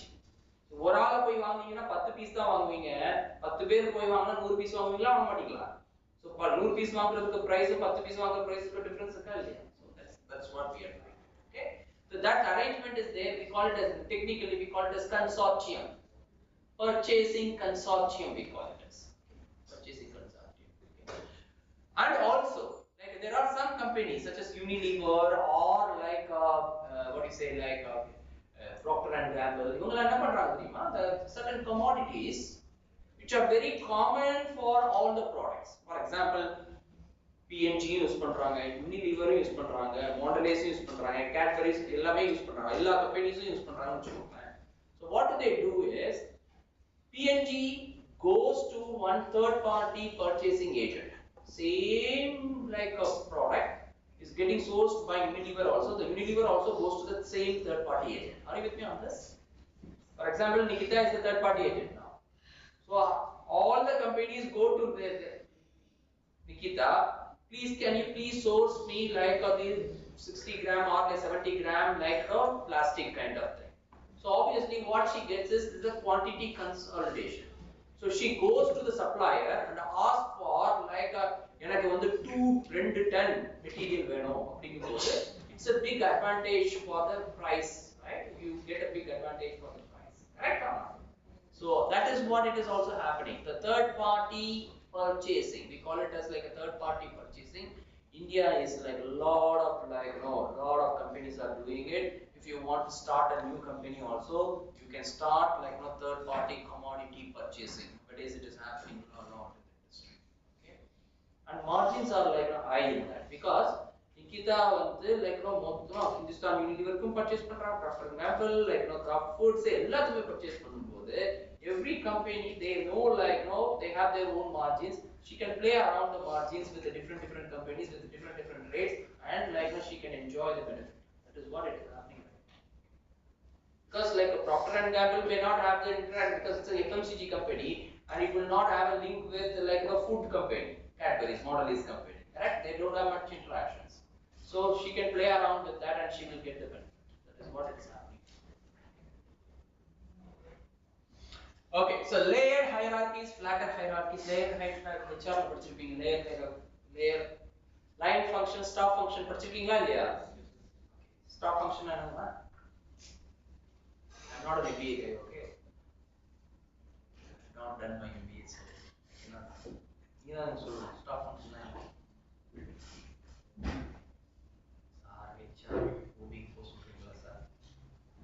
Okay, you have a procurement team, and the procurement team like will not have too many hierarchies right now. So what is happening here is we have like direct reporting. The procurement guy directly reports to CEO. அப்படிங்கிற மாதிரிலாம் இருக்கு. Buyer, procurement team எப்படி நார்மலா எப்படி இருக்குன்னா ஒரு vice president procurement. Under vice president procurement there will be lot of buyers, category buyers அப்படின்னு இருப்பாங்க. So the category buyers now like what happens here is category buyers also directly report to like CEO. Flatter hierarchy. நீ VP supply chain வந்து or VP procurement வந்து தள்ளி விட்டுட்டு நீங்க நேரா CEO K போய் like report பண்ணணும். Because you are responsible for profit making. That's called as like a flatter hierarchy. Okay, there is no intermediary hierarchy. Like you can skip and move like easily to the top management. Okay. Functional location and the co-location. Co-location principle கேள்விப்பட்டிருக்கீங்களா? Okay, now simple example சொல்றேன். சென்னைக்கு போயிட்டீங்க. சென்னைக்கு போகும்போது இருங்காட்டுக்கோட்டை அந்த area, Sriperumbudur area, sir Coimbatore ஏரியாவுக்கு போனோம்ல sir. சென்னைக்கு போனீங்க, Irungattukottai, Sriperumbudur, at least Oragadam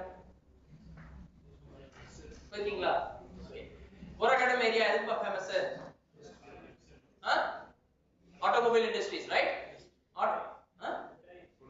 Hyundai automobile industries, basically automobile industries, right? So what happens here is நீங்க அங்க போய் பாத்தீங்கன்னா Hyundai மட்டும் இருக்காது இல்லையா? Hyundai ஓட சப்ளையர்ஸ் பாத்துருக்கீங்க. So என்ன பண்றாங்க தெரியுமா? இப்பெல்லாம் sourcing trend என்ன பண்றாங்க? When I ask the people to come and establish the factory, இது ஒரு trend இப்படி போயிட்டு இருக்கு, sourcing trend இது.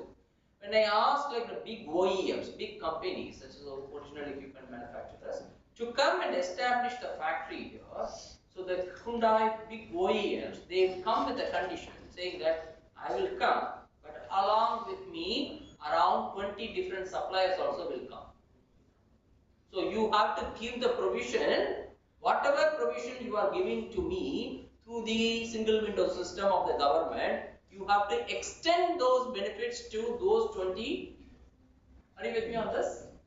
So this is how we develop the co-location principle. It is famously it is called as Keiritsu principle in Japanese. Okay, co-location So when I bring in someone, I will bring in my entire ecosystem so that my sourcing will be very easy because I don't need to source it from Korea or the other places. So I can bring my own suppliers who can give the who can supply the goods seamlessly. Another example I can give. நீங்க கேள்விப்பட்டீங்களா JIT கேள்விப்பட்டீங்களா? Just in time. Just in time. என்னப்பா சிரிக்கிறீங்க just in time? Just in time கேள்விப்பட்டீங்களா இல்லையா? So just in timeல is it applicable? Right now it is not it's not a favored technique. Especially after the pandemic, that is what is happening right, especially automobile industries and the electronic industries. Zero inventory policy is to be avoided. That means nobody is willing to have the zero inventory policy. That means zero inventory policy na I don't want to keep any inventory. Raw materials எப்பப்பெல்லாம் தேவைப்படுதோ என் suppliers supply பண்ணுவாங்க. எப்பப்பெல்லாம் நான் assembly பண்றேனோ அப்பப்பெல்லாம் raw material suppliers, like as example, today I'm assembling 500 cars. I need 5 tires per car. I need 4 lamps. All this will be supplied on the morning 8 o'clock shift. So I will shift, I will ask my tire supplier, give me 2500 tires. So he will supply 2500 tires at the beginning of the shift. I will ask my lamps supplier, steering supplier, Rana steering, give me 500 cars, kind of thing. So all these players will supply at the time of assembly. That is called a JIT. Okay. So now what is happening here is if it is JIT is not adapted, what happens here is you need to keep those inventory in your shop or in your factory. Do you agree with that? Yeah. So what is happening is right now, especially after the pandemic, people think that zero inventory policy or JIT is not going to work anymore. JIT is a philosophy, it's not a technique. Okay, JIT will not work more. That philosophy doesn't work. At least I should have minimum inventory in my place, minimum inventory for manufacturing. That is what it is happening right now. So you cannot ask the supplier when work kudunga அப்படிங்கறதெல்லாம் risk தான். You are inviting the risk. You can do that. It depends on how you are establishing your relationship with your suppliers or the vendors, whatever it may be. But it's a risk you are inviting because they're especially changing completely changing all this rules and regulations. Okay.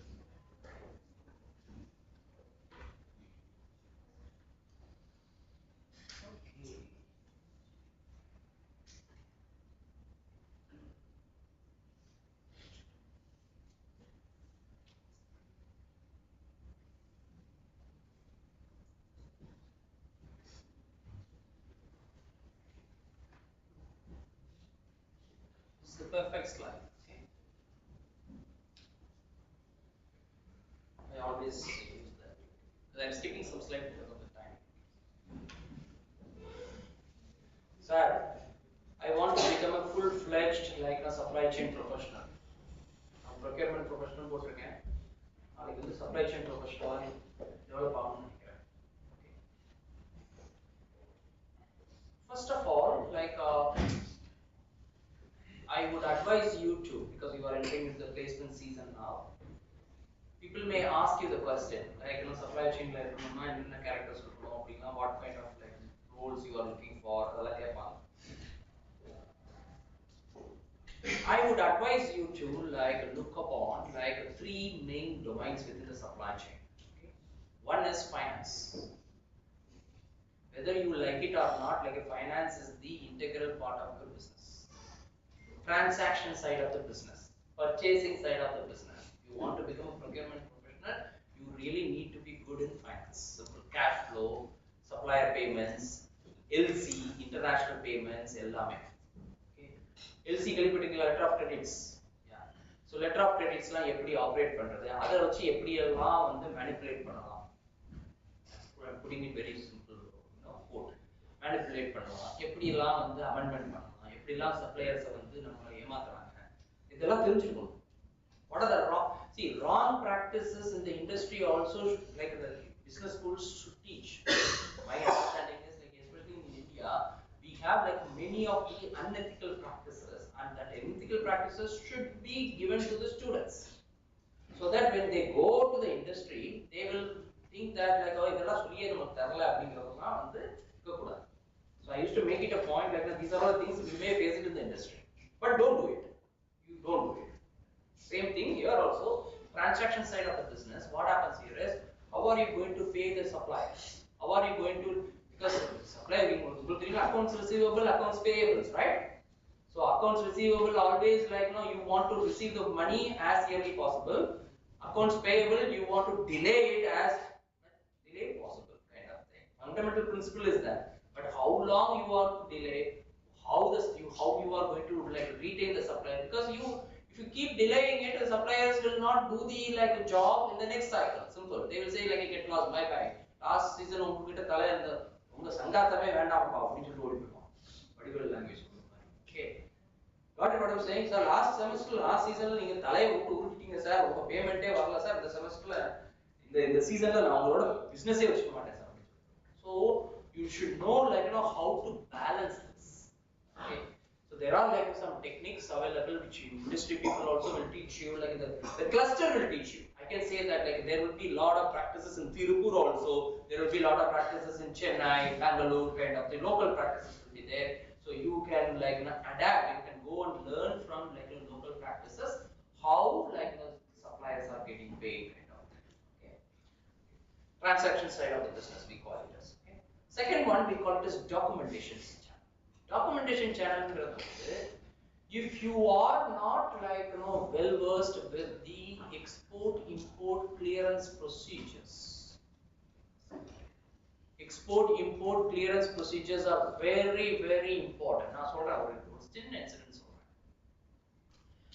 As a procurement professional, when I bought something from China, okay, from like Honduras, okay, Honduras is Central American country, okay, Mexico, Chile. So I bought something from China. That was like a first shipment from that particular supplier. Please listen. First shipment from the supplier. I was suspicious. I was having like a very very good suspicion about his quality. அவன் ஏதோ mall practice பண்ணிருக்கான், எனக்கு உள்ள ஒரு hunch, ஏதோ தப்பு பண்ணிருக்கான். ஒரு கண்டெய்னர் குட்ஸ் எடுத்தோம், ஒரு கண்டெய்னர். நான் என்ன சொல்லிட்டேன், என்னோட எக்ஸ்போர்ட் இம்போர்ட் ஆஃபீஸ் எனக்கு ஒரு ரூல் இருக்கு தெரியும், அதை சொல்றேன் நான். ஸோ நான் என்ன சொல்லிட்டேன், என்னோட எக்ஸ்போர்ட் ஆஃபீஸர்ட்ட என்ன சொல்லிட்டேன்னா, எக்ஸ்போர்ட் இம்போர்ட் ஆஃபீஸர்ட்ட, you don't clear the container, you don't pay the import duty for the container. Rather, there is a rule called like first appraisal rule. First appraisal check no rule. Indian context le first appraisal check. What do you do is, if any good which is coming inside, you have to pay the import duty and you take the ownership of your goods. That's the simple policy. Okay? So before paying the duty, there is a provision in the customs that you pay a minimal amount to the customs fee, kind of thing. You can do the preliminary audit whether the goods are meeting your expectations or not, the quality expectations or not. Suppose the quality expect panna quality varala, it is not meeting up my quality, then I can abandon the cargo. That means I don't need to clear the cargo. I will tell my supplier, take it back or do whatever you want. I am not going to pay. I am not going to clear the cargo. Are you with me on this? There is a rule called first check appraisement. The rule நிறைய பேருக்கு இங்கேயே தெரியல. But what I am saying is, I know this rule, so I asked my export import officer, I am not going to pay the export import duty. Okay, so I am going to do the first check appraisement. Let's go to the port and we will do the audit. So அங்க போய் audit பண்றதுல அவன் செங்கல் அனுப்பியிருக்கான்ப்பா. I wanted to to send something, like I wanted to buy something, he has given me like bricks. That means the not entire consignment, entire order. Okay, entire order like say example like 100 cottons, 3 cotton, 4 cotton of bricks, single. So I told him like I took the photograph, I took the video and everything, I took the photograph and I sent it to him. And finally what happened is like I told him like I'm not going to clear the car. I didn't open it. The quality of the other goods, other cotton goods also very bad. Now what is happening here is like now I told my customs, Hungarian customs also, Honduras is the country, Hungarian customs also, I'm not going to clear the cargo. You inform the supplier that your client, that is his client, is not accepting the cargo. So he wrote a mail to the Chinese supplier, your goods have got stuck. Because நான் சொன்னத bank release பண்ணுவான், money pay பண்ணுவான். நான் அதையும் stop பண்ணி வச்சிட்டேன். Got what I'm saying? So what is happening here is like உனக்கு அந்த procedures, இது எது சொல்றேன்னா அந்த procedures எல்லாம் தெரிஞ்சிருக்கணும். Export import procedures, எவ்வளவு duty pay பண்ணனும், எப்படி duty pay பண்ணனும், எந்த component என்ன, எல்லாமே தெரிஞ்சிருந்தா தான் உங்களுக்கு sales professional, especially procurement விட்டுருங்க. Sales professionals, it is very important. Sales and marketing, international sales இருந்தீங்கன்னா it is very very important for you to understand how duties and tariffs work. அந்த goods abandon பண்ணது என்ன பண்ணிட்டாங்க தெரியுமா, அவன் என்ன பண்ணா கஸ்டம்ஸ் போய் ஆக்ஷன் சேல் கொடுத்தான். ஆக்ஷன் சேல் கொடுத்துட்டு என்ன பண்ணிட்டாங்க, இப்ப அந்த சைனீஸ் ஏஜென்ட் இருக்காங்க, சப்ளையர் இருக்காங்க, அவன் ஒரு ஏஜென்ட் இருக்காங்க எங்க இதுல, அவன் அந்த ஆக்ஷன்ல போயிட்டு அண்டர் கிரவுண்ட்ல எடுத்துட்டான், அந்த பொருளை எடுத்து லோக்கல்ல இறக்கி விட்டான். இதுதான் நடக்கும். நிறைய இந்தியாலயும் நிறைய புரியுதா நான் சொல்றத சர்க்கிள். நான் அபாண்டன் பண்ண கார்கோ நீங்க டைம்ஸ் ஆஃப் இந்தியாலயோ தினத்தந்தியிலயோ போனீங்கன்னா கஸ்டம்ஸ் ஆக்ஷன் சேல் சொல்லிட்டு ஒரு சின்ன அட்வர்டைஸ்மெண்ட் வரும், பாத்துருக்கீங்களா இல்லையா? அந்த கஸ்டம்ஸ் ஆக்ஷன்ஸ் இதெல்லாம் பேப்பர்லாம் படிக்கணுமா, வெரி இம்பார்ட்டன்ட். பேப்பர் படிச்சா நிறைய தெரியும் உங்களுக்கு, இந்த மாதிரிலாம் சின்ன சின்ன விஷயங்கள்லாம் தெரியும். கஸ்டம்ஸ் ஆக்ஷன் சேல்ங்கிறது என்னது, இந்த மாதிரி அபாண்டன் கார்கோ தான். இந்தியாவுக்கு வந்திருக்கோம், அவங்க பார்த்துருப்பாங்க, எனக்கு இந்த குட்ஸே வேணாம்ப்பா போப்பா அப்படின்னு சொல்லிட்டு அனுப்பிச்சு விட்டுருவாங்க. எனக்கு திருப்பி எடுத்துக்கலாம், ஆனா அந்த ப்ரொசீஜர் வேற. இப்ப நான் ஒரு பொருள் அனுப்புறேன், customer has not accepted it, but I can also take back, but that procedure is longer period, very very long. I am not saying it is not possible, but it is possible, but you have to give a representation to the customs and talk to them and produce your case, and they will give you the, we call it as back to term procedures. So 3P, re-export பண்றது, re-export, that is also possible. Once it happened with me, pallet பாத்தீங்களா, pallet பார்க்கும்போது அந்த palletல ஏதோ problem இருக்கு, இந்த pallet wooden pallet, American customs stopped it. So American customs stopped பண்ண உடனே then what we did is like now we have gone through like San Francisco and we negotiated with the customs people, and customs said like no, see, I cannot allow the like a pallets to enter into the domestic area, let it be in the bonded area itself. Bonded area means port area itself, customs area itself. So ஒன்னு பண்ணுங்க, either abandon it or re-export. re-export பண்ணனா நான் எங்க கொண்டு போறேன், Indonesia கொண்டு போறேன், factory இந்தோனேஷியால இருக்கு. So Indonesia ரொம்ப தூரம். So what I did is I told like my friend in like Dominican Republic, பக்கத்துல இருக்க countryல, please like I am going to send like around like 1000 cartons in like 42 pallets, please like do the repacking and send it back, new pallets எடுத்து source பண்ணி அப்புறம் திருப்பி repack பண்ணி திருப்பி அனுப்பணும், திருப்பி export பண்ணணும். This is such a complex issue actually. I'm telling you in a very simple manner, but that's big exercise. It took like 2 months for us to present our case before the American customs and convince them and everything, because the value of the goods, like I don't want to abandon the car. So the documentation channel is very very important. Go to the website, DGFT website, Director General of Foreign Trade. Director General of Foreign Trade website போனீங்கன்னா export procedure னு ஒரு click இருக்கும், import procedures னு ஒரு click இருக்கும். Click பண்ணி என்னென்ன procedures னு நீங்களே ரீட் பண்ணலாம். சிம்பிள் லாங்குவேஜ்ல அழகா டாக்குமெண்ட் பண்ணிருக்காங்க. Recently I visited. Okay, so it is very good. Like it is very simple. Any doubts? Okay. The last one we call it as distribution channel. Distribution channel it is linked with the geography. Sir, school level geography map very important. Procurement people, supply chain people, sales people, geography knowledge is very important. என்ன ஆச்சு நான் சொல்றேன். San Jose அப்படின்னு சொல்லிட்டு ஒரு இடம் இருக்கு. நீங்க வெப்ல போய் போட்டீங்கன்னா சான் ஹோசேங்கிறது 10 இடத்துல வரும். சான் ஹோசே, சான் ஜோஸ் அப்படின்னு சொல்லி போட்டீங்கன்னா 10 இடத்துல அதுல 5 ஏர்போர்ட் இருக்கு. அந்த நேம்லயே 5 ஏர்போர்ட் இருக்கு. ஒரு தடவை என்ன ஆச்சுன்னா மெக்சிகோல இருக்க சான் ஹோசே கணக்கு பதிலா நிக்கரகுவால இருக்க சான் ஹோசேக்கு ஷிப்மெண்ட் போயிடுச்சு. எப்படி இருக்கும்? அவன் ஐயர் அங்க வெயிட் பண்ணிட்டு இருக்கான் மெக்சிகோல. அங்க போயிடுச்சு ஃளைட் அங்க நிக்கரகுவால போய் உட்கார்ந்துருக்கு.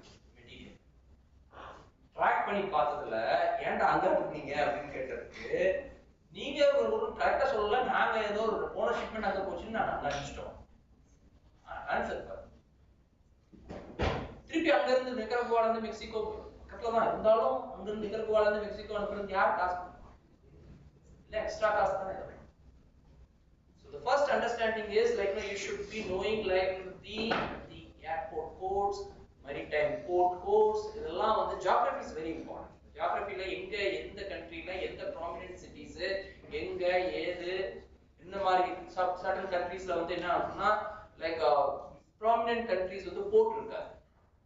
நீங்க பிரான்ஸ்ல பாத்தீங்கன்னு வச்சுக்கோங்களேன், Paris is the main city, கரெக்ட்டா? பாரிஸ்ல போர்ட் கிடையாது, மரீன் போர்ட் கிடையாது. பாரிஸ்க்கு பதிலா மார்சேன்னு ஒரு போர்ட் இருக்கு, லூஹாவ்னு ஒரு போர்ட் இருக்கு. ரெண்டு போர்ட். லூஹாவ்ங்கிறது காஷ்மீர் மாதிரி, மார்சேங்கிறது கன்னியாகுமரி மாதிரி, ரைட்டா? சோ டாப் டவுன் ரெண்டும் பாத்தீங்கன்னு வச்சுக்கோங்களேன், இந்த ரெண்டு போர்ட்டை விட்டு வேற எங்கேயுமே போர்ட் கிடையாது. சோ அது எங்க இருக்கு, எங்க லொகேஷன் ஆயிருக்கு, நான் எங்க அனுப்பணும் கூட்ஸ், எந்த போர்ட் பக்கத்துல அனுப்பணும், இதெல்லாம் நெட்வொர்க் டயகிராம் தான் அந்த டிஸ்ட்ரிபியூஷன் சேனல்ங்கிறது.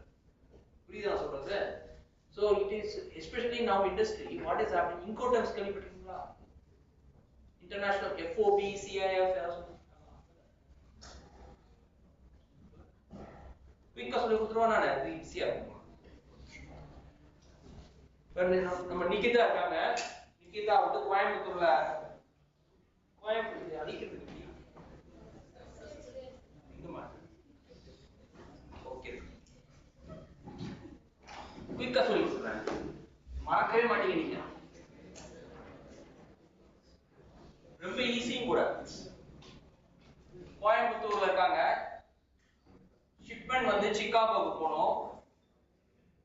ஓகே, ஷிப்மெண்ட் வந்து சிகாகோவுக்கு போகணும். ஸ்ட்ரைட்டா ஃளைட் இருக்கா, கப்பல் இருக்கா, ஒண்ணும் கிடையாதுல்ல, நிறைய இடத்துக்கு மாத்தி மாத்தி போகணுமா இல்லையா? சோ கோயம்புத்தூர்ல இருந்து சென்னை போகணும். இந்த டெல்லியா இதெல்லாம் ஃளைட்ல அனுப்புறோம், நம்ம கப்பல்ல அனுப்புறோமா? சென்னையில இருந்து நியூயார்க்.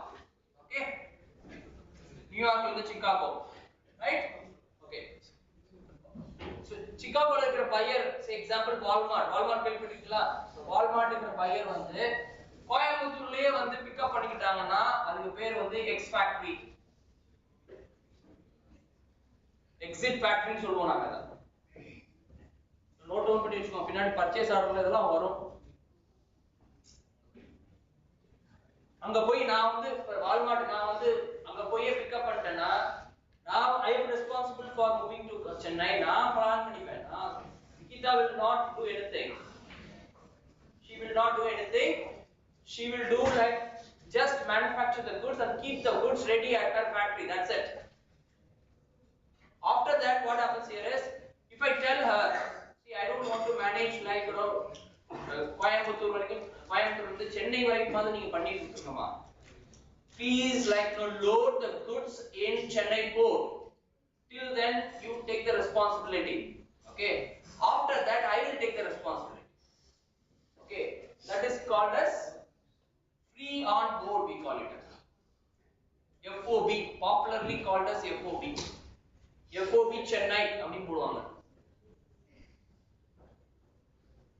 FOB மும்பைலாம் போடக்கூடாது, FOB இந்தியாவும் போடக்கூடாது, ஸ்பெசிஃபிக்கா போடணும். எந்த போர்ட்ல ஆரிஜின் பண்றீங்களோ அந்த போர்ட்டை தான் போடணும். நீங்க FOB இந்தியா போட்டீங்கன்னா 4 7 8 9 போர்ட் இருக்கு, எந்த போர்ட் சொல்றீங்க அப்படிங்கிறது வந்து உங்களுக்கு confusion create பண்ணிடும். That's why we always ask the procurement people to be very specific on the port of origin. Okay, New York வரைக்கும், say for example I tell you that Coimbatore, Chennai, New York வரைக்கும் you take the responsibility. At New York, Walmart will go and clear the goods by paying the customs duty and everything. Walmart will go and pay the customs duty and clear the goods. So till New York, she will take the responsibility for cost of insurance and freight. Are you with me on this?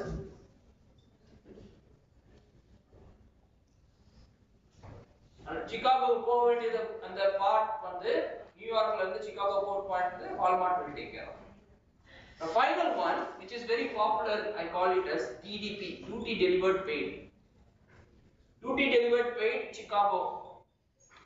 என்ன ஆகும்னா இந்த தலைவலியே வேண்டாம், Walmart சொல்லிட்டான் $2 extra வச்சுக்கோமா, நீயே manage பண்ணு, எனக்கு வந்து goods வந்து மெட்டீரியல்ஸ் வந்து இந்த டேட்ல சிகாகோ டிஸ்ட்ரிபியூஷன் சென்டர்ல வந்தாகும். That is called as duty delivered paid. So Nikita, she will take the responsibility of moving the cargo from Coimbatore to Chennai, Chennai to New York, New York to Chicago. Are you with me on this? So DDP payment appdi solluvom, duty delivered paid payment appdi solluvom. Complete responsibility goes to her. That's part of your procurement exercise. You should know about this. All this. இதே மாதிரி இன்னும் 7 terms இருக்கு. இது 4 terms தான் சொல்லிருக்கேன்.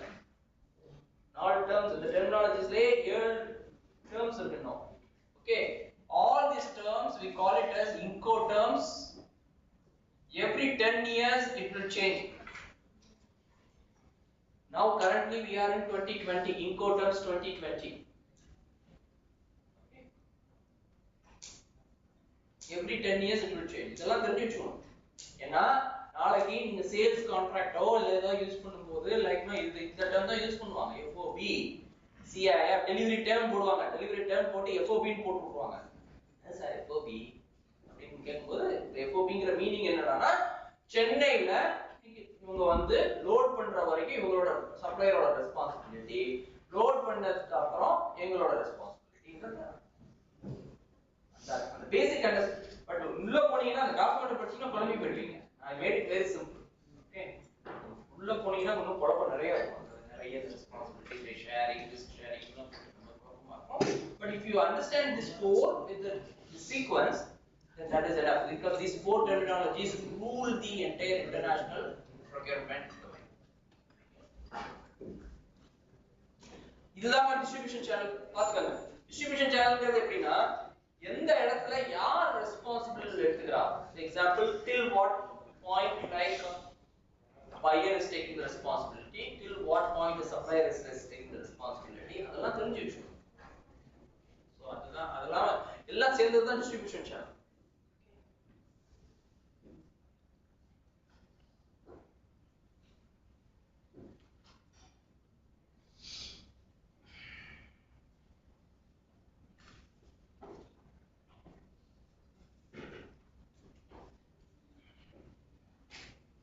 negotiation course போயிருக்கா? பண்ணீங்களா? negotiations course ஏதா HR courseல negotiations படிச்சீங்களா? கேப்பீங்களா? பாந்து கண்டிப்பா ஆமால negotiations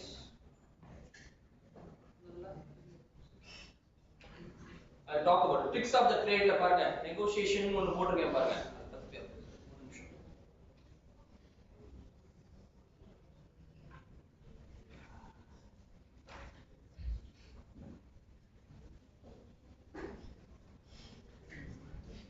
Give me a minute, I'm taking it. இது பாத்தீங்கன்னா உங்களுக்கே வந்து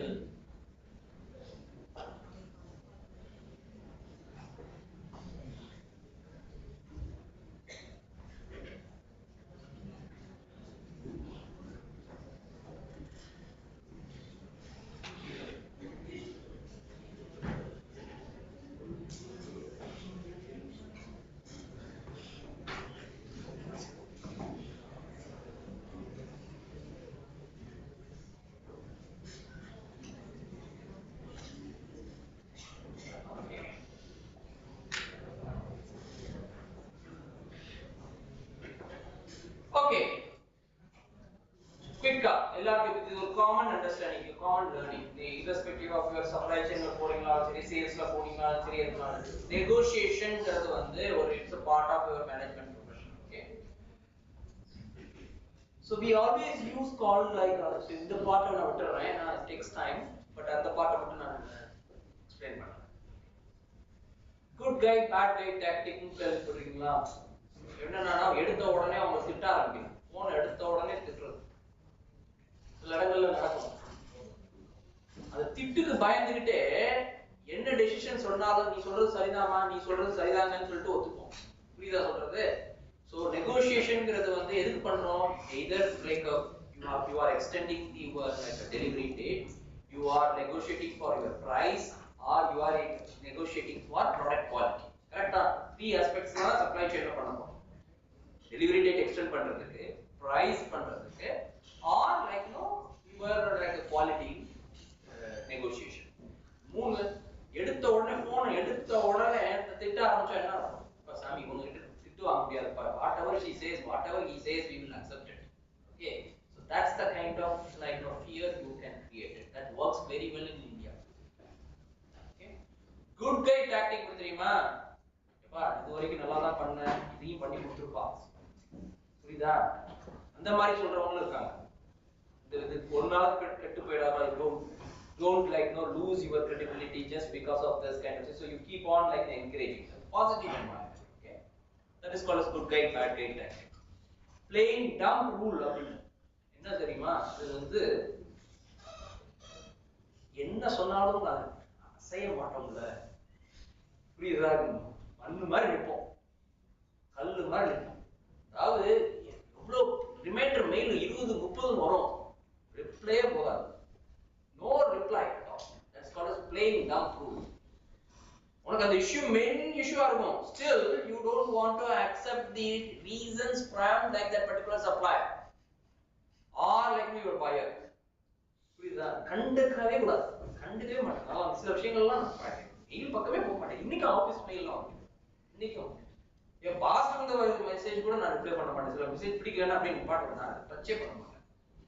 you are supposed to reply அப்படி சொல்லுவாங்க. அது வந்தது நான் பார்த்தேன் அப்படி மறந்து போச்சு, அப்படிதான் சொல்லணும். ஓகே, அது ஒரு உண்மையான நெகோசியேஷன் டாக்டிக் தான், அமைதியா கடந்து போறதுக்கு. I am teaching. Okay, the third one we call it as expressing fear of loss of job. We call it as எப்பா சாமி இதை மட்டும் அக்செப்ட் பண்ணலன்னு வச்சுக்கோங்க, ஏன் ஜாப் போயிடும். அந்த இப்ப நான் போயிட்டேன்னா உனக்கு பிசினஸ் கிடைக்கும், நான் போயிட்டா புதுசா வரவன் வேற சப்ளையருக்கு பிசினஸ் கொடுத்துருவோம். சோ இது தேவையா உனக்கு, பேசாம அக்செப்ட் பண்ணு. புரியுதா சொல்றது? சோ இந்த ஃபியரை நீ கிரியேட் பண்ணிட்டேன்னு வச்சுக்கோங்க, ஆப்போசிட் சைடுல ஆட்டோமேட்டிக்கா they will accept it. This we have done it. உனக்கு நான் வேணுமா, நியூ பையர் வேணுமா பாத்துக்கோ.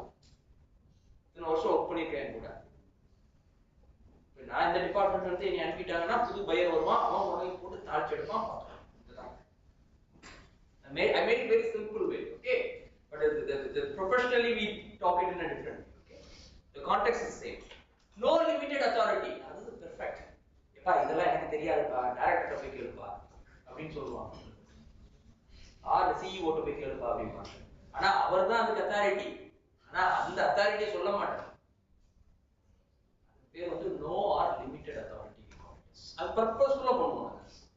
எனக்கு தெரியாது, நான் அப்ரூவல் கொடுக்க முடியாது, சாரி, அதான் அவங்க அப்ரூவல்.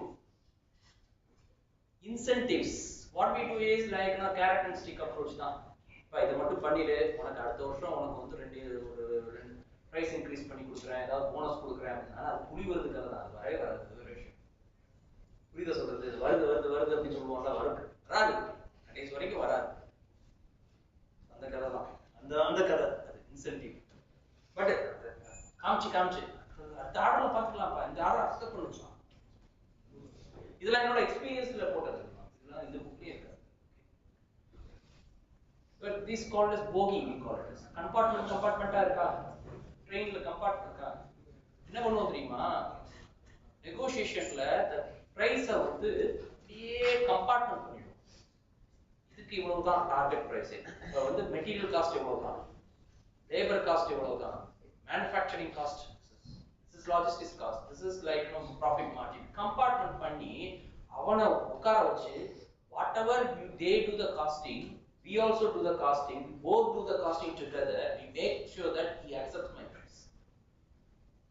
புரியுதா சொல்றது? நானும் உட்கார்ந்து அவனோட சேர்ந்து காஸ்டிங் பண்ணுவேன். I will do the costing on my own, and he will also do the costing on our own. You will also do the costing on your own. What happens here is the material cost $2.5 போட்டேன்னா நான் வந்து $2 போட்டேன்னா ஏன் $2.5 னு போட்டு நான் question கேட்பேன். அதே ஸ்பாட்லயே क्वेश्चन கேட்பேன். So she will come back to me, sir, like $2.5 தான் சார் எனக்கு வருது. Then we will apply all these techniques, அந்த replacement technique, ஏதாவது cheap product இருக்கா அல்லது எப்படி பண்றது சொல்லிட்டு எல்லாம் சொல்லி கொடுப்போம். சொல்லி கொடுத்து ஹேண்ட் ஹோல்ட் பண்ணி அந்த பிரைஸை கம்மி பண்ணுவோம். அது வந்து ஒரு technique. What we do is we call it this technique as open costing system. Open costing system means there is a transparency between the supplier and the buyer in terms of costing. Okay, so that system is the book we call it as. Take it or leave it. இது வந்து பெரிய issue. பிடிக்கலையா போயிட்டே இரு. Okay, ஆனா அது very risky. அவன் போயிட்டானா யோசிச்சு பாரு, பின்னாடி அப்புறம் இன்னொரு சப்ளையர் தேடி அலையணும். புரியுதா சொல்றது? So they always risky. My boss is not so much. My colleague, initially my boss, when he was in my school, in college senior, he's a very aggressive person. என்ன பண்ணுவார், அவர் அசிஸ்டன்ட் ஆவார், அவர் manager தான் assistant manager, அவர் EPR தான், நான் வந்து GMR தான். So what happens here is like he's senior to me, so he says he always fights with the suppliers. And I go back like சண்டை போட்டு வர நான் போகணும் பின்னாடியே சப்ளையர்ட்ட. எப்பா அவரை பத்தாப்பா இப்படி பார்த்து செய்யப்பா, அவரை பத்தி உங்களுக்கு தெரியாதா, இது பேசிஃபை பண்றதுக்கு நான் சாஃப்ட் எலமெண்ட் நான், because I am basically soft guy. So he says Aravind அவருக்கு, so அவர் சொல்லு பா நான் போய் சத்தம் போட்டு வந்துட்டேன், நீ கொஞ்சம் பார்த்துக்கோ. Got it what I'm saying? I shouted at him like you go and pacify him. It is your job to pacify him, get him, continue on the business kind of thing. ஆமா உங்களுக்கு ஒரு வேலையே இல்ல, ஒவ்வொரு சப்ளையரும் சண்டை போட்டுவாங்க, நான் போய் கத்துறேன். So this is what we do it actually, take it or leave it. So he says either do it or no, get lost man. He says like this. I said like what? You are just like that telling the people to like leave. Is that possible? That is not possible. Right? So last and final offer. எத்தனை பேர் இங்க ஃளைட்ல போயிருக்கீங்க? ஏர்போர்ட்ல நீங்க ஃளைட்ல ஏறதுக்கு முன்னாடி, boarding போறதுக்கு முன்னாடி, this is the last and final call, this is the last and final call னு எத்தனை தடவை சொல்வாங்களே தெரியாது. ஆனா this is the last and final call சொல்வாங்க. This is the last and final call for like a Ramachandran traveling from like a Coimbatore to Chennai by flight this flight, please board on the flight. This is the last and final call for the passenger traveling from like this again ஒரு 15 தடவை சொல்லிருப்பாங்களா இல்லையா, அதே மாதிரி you can also tell this is the last and final call, this is the last and final call சொல்லி பாருங்க, ஒரு கட்டத்துல மடிஞ்சிரும்.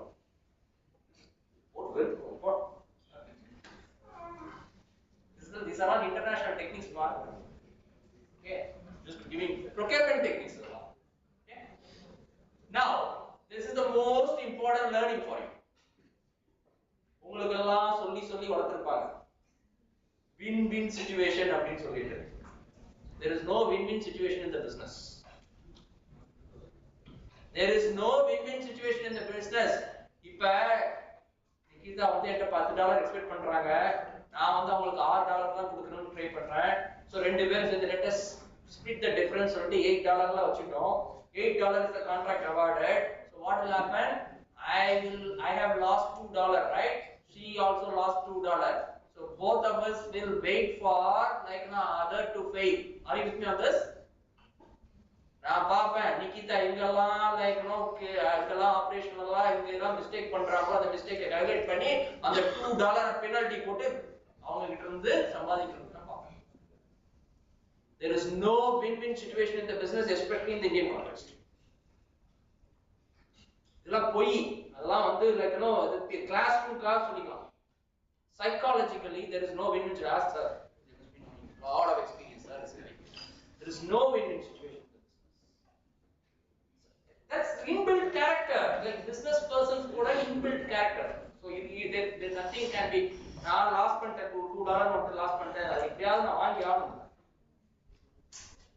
புரியுதுல சார் அவங்களும் இதுதான் $2 கோர்ஸ்ல பாப்போம் பையர் ஏதாவது ஒரு மிஸ்டேக் பண்ணுவாங்க எங்கேயாவது அவங்களை பிடிச்சி எங்கேயாவது சார் நீங்க அந்த ஒரு ஒரு தான் ஆச்சு எனக்கு buyer has given me like a wrong specification sheet அந்த wrong specification sheet வச்சு நாங்க மேனுஃபேக்சர் பண்ண ஆரம்பிச்சிட்டோம் 100 pieces அவுட் ஆயிடுச்சு so then buyer came to me saying that you produced on the wrong specification sheet அப்படினா நீ எங்க கொடுத்த அப்படிதான் கேட்டேன் நீ எங்க கொடுத்த நீ கொடுக்கல இல்ல நாங்க எல்லாம் கட் பண்ணிட்டோம் எல்லாம் மோல்ட வச்சு எல்லாம் கட் பண்ணியாச்சு நீங்க வந்து பைசா கொடுங்க கட் பண்ணல அது வேற விஷயம் ஃபேக்டரில ஸ்டார்ட் பண்ணியாச்சு ஃபேக்டரில பண்ணியாச்சு அவன்ல யூஎஸ்ல இருந்து இது வந்து இன்ஸ்பெக்டர் பண்ண போறான் பே சொல்லிட்டேன் எல்லாம் கட் பண்ணியாச்சு எனக்கு பைசா கொடுங்க அந்த $2 $1.5 நோ வந்து எக்ஸ்ட்ரா எடுத்து வாங்குனத கலந்தாச்சு இப்படிதான் நமக்கு பிசினஸ் இன்னொரு ஞாபகம் வச்சுக்கோங்க எத்திக்ஸ் நம்ம கிளாஸ்ல சொல்றோம் there is no ethics in the business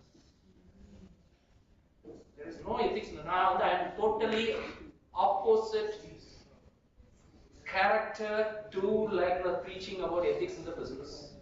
Ethics in the business is all about dominating others. So if you are having like some dominant power, then you enter into the business. If you don't have it, don't ever try to do the business. Summa like soft character one doesn't work there. மேல ஏறி போயிட்டே இருப்பாங்க. We'll stop here. 2 hours மேல ஆயிடுச்சு. Okay.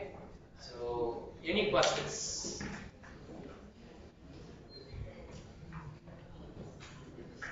Any questions? Anything? If I keep talking like that, you can keep talking like. It's my. I think I'm going to slide on. I'm slide on.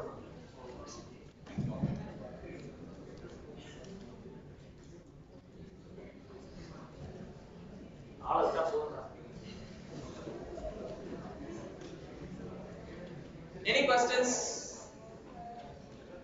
Sir, எங்களுக்கு procurement related jobs லாம் தேடணும் sir எங்க sir போறது go to the LinkedIn be active on LinkedIn there are like the right time for like the companies to advertise the global training positions very great like management training positions லாம் வரும் இப்பதான் இந்தியாலயே நிறைய companies வந்து management training positions லாம் offer பண்றதுக்கு advertisement வந்துட்டு இருக்காங்க கொடுத்துட்டு இருக்காங்க so applying through like LinkedIn doesn't matter where you come from as long as you have the knowledge.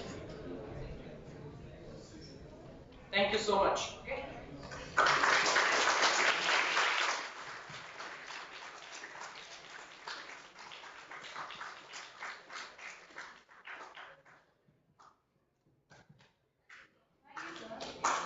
That was very good. And I have to remain to be able to seek guidance from your. We are looking forward to having you again as a resource person.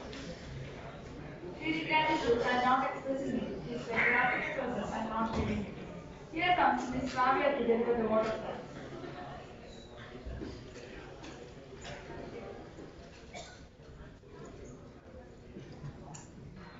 Good afternoon to all our presenters. On behalf of Jackson School of Business, I extend my heartfelt gratitude to our active participation in the global conference. I special thanks to our resource person Dr. V.J. Venkatesh for accepting our invitation and for being here with us today. Thank you, sir. Thank you. I would